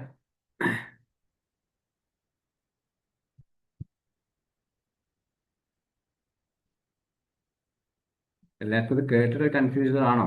എല്ലാരും എന്തെങ്കിലും ഒന്ന് പറഞ്ഞാല് സംഭവം ഉപകാരപ്പെട്ടോ? ഡേറ്റ പാർട്ട് കുറച്ച് കൺഫ്യൂസിങ് ആയിരുന്നു. Like when you went into the technical ഇത് വന്നപ്പോഴേക്കും ആ റൂട്ട് ഓഫ് സെൽഫ് റെഗുലേഷനും അത് കഴിഞ്ഞിട്ടുള്ളത് പറഞ്ഞത്, അത് കുറച്ച് ലൈക്ക് ലിറ്റിൽ ഡീപ്പ്. അപ്പൊ അത് കുറച്ച് മനസ്സിലാക്കാൻ ബുദ്ധിമുട്ടുണ്ടായിരുന്നു. അപ്പൊ ബട്ട് എനിക്ക് അതിനെ സിൻസ് പറ്റി യു വർ ഗിവിംഗ് എക്സാമ്പിൾസ് കുറച്ചു എങ്കിലും റിലേറ്റ് ചെയ്യാൻ പറ്റി. So thank you for giving examples. And okay, thank you. ബാക്കിയുള്ളൊരവസ്ഥ എന്താണ്? മനസ്സിലായി, ക്യാച്ച് ചെയ്യാൻ പറ്റുന്നുണ്ട്. പിന്നെ ചെറിയ കുറച്ചങ്ങോട്ട് പോകുമ്പോ ഇതുപോലെ ചെറിയൊരു ഞാൻ പറഞ്ഞ പോലെ തന്നെ ചെറിയൊരു കൺഫ്യൂഷൻ, എന്നാലും മനസ്സിലാവുന്നുണ്ട്. അതുമായി കണക്റ്റഡ് ആയിട്ട് സിമ്പിൾ ആയിട്ട് പറഞ്ഞു തരുമ്പോ പേരും കാര്യങ്ങളും വരുമ്പോഴാണ് ഡൗട്ട്സ്. വേറെ പ്രശ്നങ്ങളൊന്നും ഇല്ല. ട്രൈ ചെയ്യാം. പേടിക്കണ്ട, നമ്മള് സ്റ്റുഡന്റ് കൗൺസിലിംഗിലില്ലേ, അവിടെ ആ, സെറ്റ് ഉണ്ട് ഉണ്ട് ആക്കിക്കോളാം. ഉണ്ട് അവിടെ നിന്ന് റെഡി ഉണ്ട്. ആക്കി തരാം. Okay okay okay, thank U. സാറേ, പിന്നെ ആ പൊതുവെ ഇപ്പൊ ആ സ്കൂളിലൊക്കെ ഇപ്പൊ അധികവും കുട്ടികളെ കൂടെ ഉമ്മമാരും ചെന്നിരിക്കേണ്ട അവസ്ഥ. പക്ഷെ കുട്ടികൾക്ക് സ്കൂളിലേക്ക് പോകുമ്പോൾ മാറ്റുമ്പോഴൊക്കെ ഭയങ്കര ഉം, പേടി, വേറെ സ്കൂളിലേക്ക് പോകാൻ മടി. ഉം. ഇപ്പൊ പൊതുവെ അങ്ങനെ ഒരു കാഴ്ച കണ്ടുവരുന്നുണ്ട്. അതെന്താണ്? OCD ഉള്ള കുട്ടികൾക്ക് അങ്ങനെ ഉണ്ടാവും എന്ന് പറഞ്ഞു കേട്ടിട്ടുണ്ടായിരുന്നു. OCD എന്ന് പറയാൻ പറ്റില്ല. അത് OCD അങ്ങനല്ല. ഇപ്പോ സ്കൂളിലെ ഓരോ മാനേജ്മെന്റിന് ഹൈ പ്രഷറാണ് കുട്ടികൾക്ക് കൊടുക്കുന്നത്. അതായത് സ്കൂൾ മാനേജ്മെന്റ് ഇനി LKG UKG സ്റ്റുഡന്റ് ആണെങ്കിൽ പോലും ഭയങ്കര അവരെ ഇമേജ് കാത്തു സൂക്ഷിക്കാൻ വേണ്ടിയിട്ടും ഒക്കെ ഭയങ്കരമായിട്ടുള്ള പ്രഷറാണ് കൊടുക്കുന്നത്. ഇപ്പൊ ഒരു ഗവൺമെന്റ് സ്കൂളിൽ പോയി നോക്കി, അവിടെ മക്കൾ എന്താണ് രാവിലെ കയറി കഴിഞ്ഞാൽ വൈകുന്നേരം വരെ ഓടി, ടീച്ചർ അതിൻ്റെ ഇടയിൽ കൂടെ ഓടുന്നു. അങ്ങനത്തെ കുട്ടികൾക്ക് ഇല്ല. നമ്മൾ ഒരുപാട് ക്യാഷ് കൊടുത്തിട്ട് ഒരു പ്രൈവറ്റ് സ്കൂളിൽ കുട്ടികളെ കൊണ്ടുവയ്ക്കുക. എന്തിനാണ് അതിനൊക്കെ ചെയ്യുന്നത്? കുട്ടികൾ ഒരു 1ാം ക്ലാസ് 2ാം ക്ലാസ് 3 വരെ പാറി പറന്ന് പഠിക്കട്ടെ. ഇപ്പൊ കഴിഞ്ഞ ദിവസം ഞാൻ പറഞ്ഞില്ല, ഒരു കുട്ടി സ്കൂളിൽ പോകാൻ വേണ്ടിയില്ല. ആ കുട്ടീന് അത്രയും പ്രഷറാണ് ആ സ്കൂളിൽ ഈ പ്രിൻസിപ്പൽസും ഒക്കെ കൊടുക്കുന്നത്. എന്തിന്? 1ാം ക്ലാസ് പഠിക്കുന്ന കുട്ടിക്ക് എന്തിനാണ് ഇത്രയും പ്രഷർ കൊടുക്കുന്നത്? നാളെ IAS എഴുതാൻ പോണ കുട്ടിയൊന്നല്ലല്ലോ, MBBS എഴുതാൻ കുട്ടിയൊന്നല്ല നാളെ പ്രാക്ടീസ് ചെയ്യുന്നത്. അവർ കളിക്കട്ടെ, ക്ലാസ്സിൽ ഓടി കളിക്കാൻ പറ്റുന്ന അവർ കളിക്കട്ടെ. കുട്ടി എന്താണ് ഈ സംഭവം സ്കൂളിൽ പോകാതിരിക്കാൻ എൻ്റെ കൈ ആരോ പിടിച്ചു വലിക്കുന്നു, മാനിപ്പുലേറ്റ് ചെയ്യാണ്, കുട്ടി കളവ് പറയാണ്. അങ്ങനെ സംഭവമില്ല. കുട്ടിക്ക് അവിടെ എക്സ്പോഷർ കൊടുക്കുകയാണ് ഞങ്ങൾ. കാരണം കുട്ടി 5-6 പേരെ അവിടെ നിർത്തിയിട്ട് കുട്ടീനെ പറയാണ്, നിന്നെ കൈ പിടിച്ച ആളുകളെ ഞങ്ങൾ ക്ലാസ് റൂമും ഡോർ ചെയ്തിട്ട് ലോക്ക് ചെയ്തിട്ടുണ്ട്, ഇവന്മാർ ഇവരിന്റെ ഫ്രണ്ട്സ് പിടിച്ചോളൂ എന്നുള്ളത്. അപ്പൊ നീ എപ്പോഴാണോ പറയണത്, എപ്പോഴാണ് കൈ പിടിക്കുന്നത്, ഈ കുട്ടികളോട് പറയണം. അവരെന്താണ് വില്ലന്മാരായിട്ട് 5 പേരെ സെറ്റ് ആക്കിയിട്ടുണ്ട്. ഇത് 1-2 അവിടെ ചെയ്തത് കുട്ടിക്ക് പേടിയില്ല. പിന്നെ പ്രശ്നം സ്കൂൾ മാനേജ്മെന്റ് ആണ്. ആ സാറിന് എനിക്ക് കാണാൻ പേടിയാണ്. നോക്കുന്ന സമയത്തും തന്നെ കൂടുതലായിട്ട് ഡീറ്റെയിൽസും പറയാൻ പറ്റില്ല, ഏത് സ്കൂളാണെന്ന് ഞാൻ പറഞ്ഞ പ്രശ്നമായി. അപ്പോ ഇത്രയും കുട്ടികൾക്ക് എന്താണ് ഭയങ്കരമായിട്ടുള്ള പ്രഷറാണ് അവിടെ കൊടുക്കുന്നത്. അതിൻ്റെ ഒന്നും ആവശ്യമില്ല. ഇപ്പൊ നിങ്ങൾ ആസ് എ ടീച്ചർ എന്ന നിലയിലും നമുക്ക് എന്താണ് കരിയർ കൗൺസിലിംഗ് അല്ലെങ്കിൽ എന്നൊക്കെ കൊടുക്കുന്ന സമയത്ത്, അല്ലെങ്കിൽ കരിയറിനെ പറ്റി കൊടുക്കുകയാണെങ്കിൽ അറ്റ്ലീസ്റ്റ് ആ കുട്ടിക്ക് ഇതിനെപ്പറ്റി എന്തെങ്കിലും ഐഡിയ ഉണ്ടോ? കുട്ടിക്ക് ഫിയർ ഉണ്ടോ? എന്തിനാണ് ഫിയർ? സ്കൂളുമായിട്ടുള്ള ഫിയർ ആണെങ്കിൽ സ്കൂളുമായിട്ടുള്ള നമ്മൾ മാറ്റി കൊടുക്കണം, ടീച്ചേഴ്സ് ഒന്നായിരിക്കും. പിന്നെ വീട്ടിൽ നിന്നുള്ള പ്രശ്നങ്ങളാണ് പാരന്റ്, നമുക്ക് അത് അവിടെ നിന്ന് മാറ്റി കൊടുക്കണം. ഇതൊന്നും നമ്മുടെ നാട്ടിൽ ഭയങ്കര പ്രഷറും കൊടുത്ത് പുഷും ഒക്കെ കൊടുത്ത് വീട്ടിൽ ഇങ്ങനത്തെ കുട്ടികളാണ് പിന്നീട് നമ്മളെന്താണ് മൊബൈലും മറ്റുള്ള കുറേ റിലേഷൻഷിപ്പിലും. കാരണം എന്താ പറയുക, ഈ കുട്ടി ഈ പ്രഷറുമായിട്ട് സ്കൂളിൽ പോകുന്ന ഒരു കുട്ടിയാണെങ്കിൽ ഓട്ടോമാറ്റിക് എന്താ വെച്ചപ്പോൾ അവിടെ നിന്ന് ഒരു ഗ്യാങ്ങുമായിട്ട് പരിചയപ്പെട്ടെങ്കിൽ പിന്നീട് എന്തെങ്കിലും മറ്റൊരു ആന്റി സോഷ്യൽ ഒക്കെ പറയും. അപ്പൊ നമുക്ക് ഒരുപാട് സ്കൂൾ ഒരു +2 ആ ഒരു ലെവലൊക്കെ ഒരുപാട് കേസുകൾ നമ്മുടെ മുമ്പിലില്ലേ. എന്തുകൊണ്ടാണ്? ആ കുട്ടിയുടെ ഹിസ്റ്ററീസ് ഡെവലപ്മെന്റ് ഒക്കെ നോക്കി കഴിഞ്ഞാൽ അവർ വന്ന് വളരെ പ്രഷറോടും ആങ്സൈറ്റിയോട് കൂടി വളർന്ന കുട്ടികളായിരിക്കും അതൊക്കെ. കാരണം അവരൊരിക്കലും ഇതിൽ വന്ന് ചാടുന്നതല്ല. ഓട്ടോമാറ്റിക് നമ്മൾ പറഞ്ഞ സെൽഫ് റെഗുലേഷൻസ് കറക്റ്റ് ആവാത്തത് കൊണ്ട് ഉണ്ടാവുന്ന ബുദ്ധിമുട്ടുകളാണത്. അപ്പോൾ ഈ കുട്ടിക്ക് പേടിയുള്ളത്, നിങ്ങൾ പറഞ്ഞത് എന്തെങ്കിലും പേടി ഉണ്ടെന്ന് നമ്മൾ തിരിച്ചറിയുക. എന്തിനാണ് പേടി? സ്കൂൾ ഇനി പാഠം പഠിക്കാനുള്ള ബുദ്ധിമുട്ടാണോ, ക്ലാസ് റൂമാണോ പേടി? പേടി പലതരത്തിലുണ്ട്. അപ്പൊ ആ പേടി നമ്മൾ മാറ്റണമെങ്കിൽ നമ്മൾ തന്നെ മെനക്കണം. ഒരുമിച്ച് സ്കൂളിലേക്ക് പോവുക, സ്കൂളിൽ ചോദിക്കുക എവിടെയാണ് പേടി കുട്ടിക്ക്? ടീച്ചറാണോ പേടി? ടീച്ചർ സംസാരിക്കുന്നത് ഏതെങ്കിലും തരത്തിൽ ഭയപ്പെടുത്തുന്ന രീതിയിലൊക്കെ ആണോ എന്നത്. അപ്പോൾ നമുക്കറിയാം, നമുക്കൊരു എല്ലാം അപ്ഡേറ്റഡ് ആണ്. എന്നാലും പഴയതുപോലെ കുറേ സ്വഭാവമുള്ള പല സ്കൂളും ഇപ്പോഴും ഉണ്ട്, കുട്ടികളെ മാനസികമായിട്ട് പീഡിപ്പിക്കുന്ന രീതിയിൽ. കാരണം അതൊക്കെ ഇമേജ് പേടിച്ചിട്ട് ആരും ഈ പാരന്റ് പോലും ഒരിക്കലും പുറത്ത് പറയില്ല.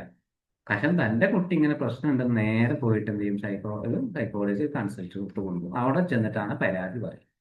അപ്പൊ നിങ്ങൾ പറഞ്ഞുകൊണ്ട് പറയല്ല, കാരണം നമുക്കൊക്കെ നിരന്തരമായിട്ട് കേസ് ഡയറക്റ്റ് ആയിട്ട് മാനേജ്മെന്റിന്റെ അടുത്ത് പറയേണ്ടത്, നിങ്ങൾ കാശ് കൊടുത്ത് പഠിപ്പിക്കേണ്ട സ്കൂളിലാണെങ്കിൽ നിങ്ങൾ അവിടെ പറയണം, എൻ്റെ മക്കൾക്ക് ഇങ്ങനെ വിദ്യാഭ്യാസമാണ് വേണ്ടത്, അല്ല നിങ്ങളെ ഇത്രയും സ്ട്രെസ് ലെവൽ. ഇപ്പോ എനിക്ക് തോന്നുന്നു ഷജീല മാം ഇവിടെ ഉണ്ടെന്ന് തോന്നുന്നു. ഒരു കുട്ടീനെ ഞാൻ റെമഡിയേഷൻ കൊടുക്കും. ആ കുട്ടിക്ക് വന്നത് എന്താ വെച്ചാല്, പിന്നെ ആള് 1ാം ക്ലാസ്സിലെത്താൻ തോന്നുന്നു. ഇംഗ്ലീഷ് സംസാരിക്കുന്നില്ല എന്നാണ് പാരന്റ് ഒരു ഇമേജ് പ്രശ്നമാണ്. എൻ്റെ കുട്ടി ഇംഗ്ലീഷ് സംസാരിക്കും, എങ്ങനെയെങ്കിലും നിങ്ങളത് ശരിയാക്കി തന്നാൽ മതി എന്ന് എനിക്ക് ഓർമ്മയുണ്ട്. കാരണം എന്താ, LKG കഴിഞ്ഞിട്ട് 1ാം ക്ലാസ് വരെ കുട്ടിക്ക് എന്ത് ഇംഗ്ലീഷ് സംസാരിക്കാന്? അറ്റ്ലീസ്റ്റ് ഇംഗ്ലീഷ് കുട്ടീൻ്റെ ABCD പോലും കിട്ടുന്നില്ല, 4 അക്ഷരം പോലും കിട്ടുന്നില്ല. പിന്നെ എവിടെയാ കുട്ടി ഇംഗ്ലീഷ്? കാരണം ആ ടീച്ചേഴ്സ് അത്ര പ്രഷർ കൊടുക്കുന്നുണ്ട്. ആ പ്രഷർ എന്ത് ചെയ്യും? പാരന്റ് എടുക്കുന്നു.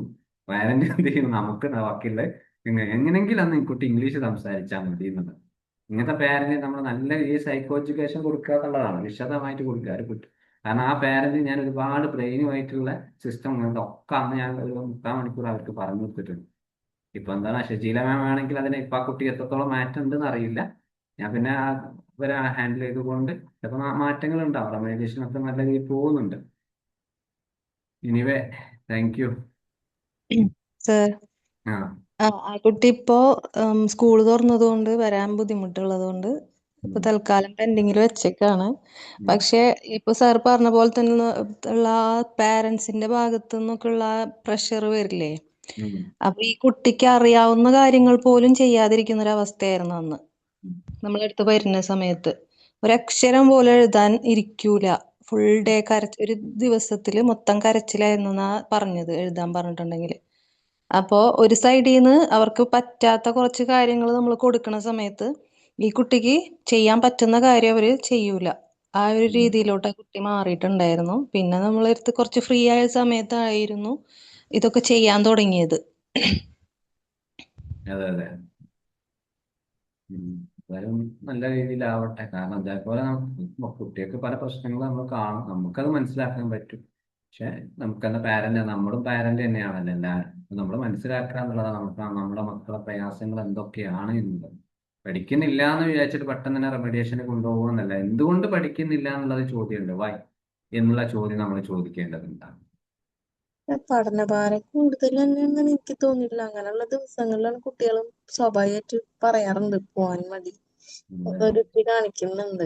അതെ, ഈ 1ാം ക്ലാസ്സിലൊക്കെ എന്തോരം പുസ്തകങ്ങളാണ് അല്ലേ? ബാഗ് എന്റെ ഒരുപാടുണ്ട്. മോളൊക്കെ ഇറങ്ങിയിട്ട് ഇന്ന് ദിവസം ദിവസം എന്നോട് ചോദിക്കുക, എന്താ ബുക്ക് കനം കൂടുതലാണല്ലോ, ബാഗിന് വെയിറ്റ് കൂടുതലാണ്, ഇങ്ങനെ അത് കൊണ്ടു നടക്കും, നമുക്ക് പകുതി കൊണ്ടുപോകാൻ പറ്റും സാർ, പിന്നെ മിസ്സിനോടൊന്ന് പറയാൻ പറ്റുമോ? എനിക്ക് തോന്നുന്നു 7ാം ക്ലാസ്സിൽ 7 പുസ്തകങ്ങളോ ഒറ്റ ഉണ്ട് തോന്നുന്നു 1ാം ക്ലാസ്സിൽ. അതിനനുസരിച്ചിട്ടുള്ള നോട്ട് പുസ്തകങ്ങളും കാണും. ഇതെല്ലാം കൂടി ഏറ്റി കൊണ്ടുപോണ്ടേ ഓരോ ദിവസവും. സബ്ജക്ട് തന്നെ 4, അതിന്റെ തന്നെ 4. ഒരു ഇംഗ്ലീഷ് തന്നെ ടെക്സ്റ്റ് 2 ഉണ്ട്. അതിന്റെ തന്നെ കോപ്പി തന്നെ വേറെയുണ്ട്. പിന്നെ വേറെ ഒരുപാടുണ്ട്, 10-12ഓളം ബുക്കുകൾ തന്നെ ഉണ്ട്. അത് ചുമന്ന് ഉം. വരുമ്പോ തന്നെ നമുക്ക് തന്നെ എന്തോ വിഷമം. അതെ. ഞാൻ ടീച്ചറോട് സംസാരിച്ചിട്ടുണ്ട് അതിനെ കുറിച്ച്. കുറച്ച് കുട്ടികളെ ആക്ടിവിറ്റി ബേസ്ഡ് ആയിട്ട് ഒന്നൊക്കെ ശ്രദ്ധിക്കായിരുന്നു. പിന്നെ കളിക്കണ്ടട്ടോ ഇത് പറഞ്ഞു, കളിക്കാൻ തീരെ വിടുന്നില്ല. PT ടൈം കുറവാണ്. ഫുൾ ടൈം അതിൽ തന്നെ എൻഗേജ്ഡ് ആവുമ്പോൾ കുട്ടികൾക്കും ബോറടിക്കുമല്ലോ, ഫോക്കസിങ് വരുമല്ലോ. അതൊക്കെ സംസാരിച്ചിട്ടുണ്ട്, മാനേജ്മെന്റിനോട് പറയാന്ന് പറഞ്ഞിട്ടുണ്ട്. എന്നെ കൊണ്ടാവും ഞാൻ പറഞ്ഞിട്ട് പോന്നിട്ടുണ്ട്. ഓക്കെ ആക്കാന്ന് പറഞ്ഞിട്ടുണ്ട്. ഉം. ഏകദേശം സ്കൂളിൽ എൻ്റെ നാട്ടിലൊക്കെ പല സ്കൂളും ഈ പാർക്ക് സംഭവങ്ങളൊക്കെ വന്നിട്ടുണ്ട്.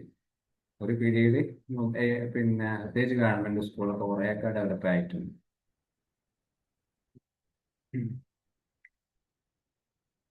അപ്പോൾ നമുക്ക് ഇന്ന് വൈൻഡപ്പ് ചെയ്യാന്ന് വിചാരിക്കാം. വൈൻഡപ്പ് ചെയ്യാം. ശീല ഓക്കെ അല്ലേ? എല്ലാവർക്കും ക്ലിയർ ആണെന്ന് വിചാരിക്കുന്നു. Okay sir. അപ്പൊ താങ്ക് യു. എല്ലാവർക്കും ഇൻട്രസ്റ്റിംഗ് ആയിട്ടുണ്ടെന്ന് മനസ്സിലായി. നല്ല ഫീഡ്ബാക്ക് ഒക്കെ വന്നിട്ടുണ്ടായിരുന്നു. പിന്നെ ഡൗട്ടുകൾ കാര്യങ്ങളൊക്കെ ഉണ്ടെങ്കിൽ ഗ്രൂപ്പിൽ നിങ്ങൾക്ക് ചോദിക്കാവുന്നതാണ്. അപ്പോൾ ജോയിൻ ചെയ്ത എല്ലാവർക്കും താങ്ക്സ്. സർ പ്രത്യേകം താങ്ക്സ് പറയുന്നു, നല്ലൊരു ടോപ്പിക് ഷെയർ ചെയ്തതിന്. Thank you. Thank you, you. sir. Thank you. Thank you. Thank you. Thank you all.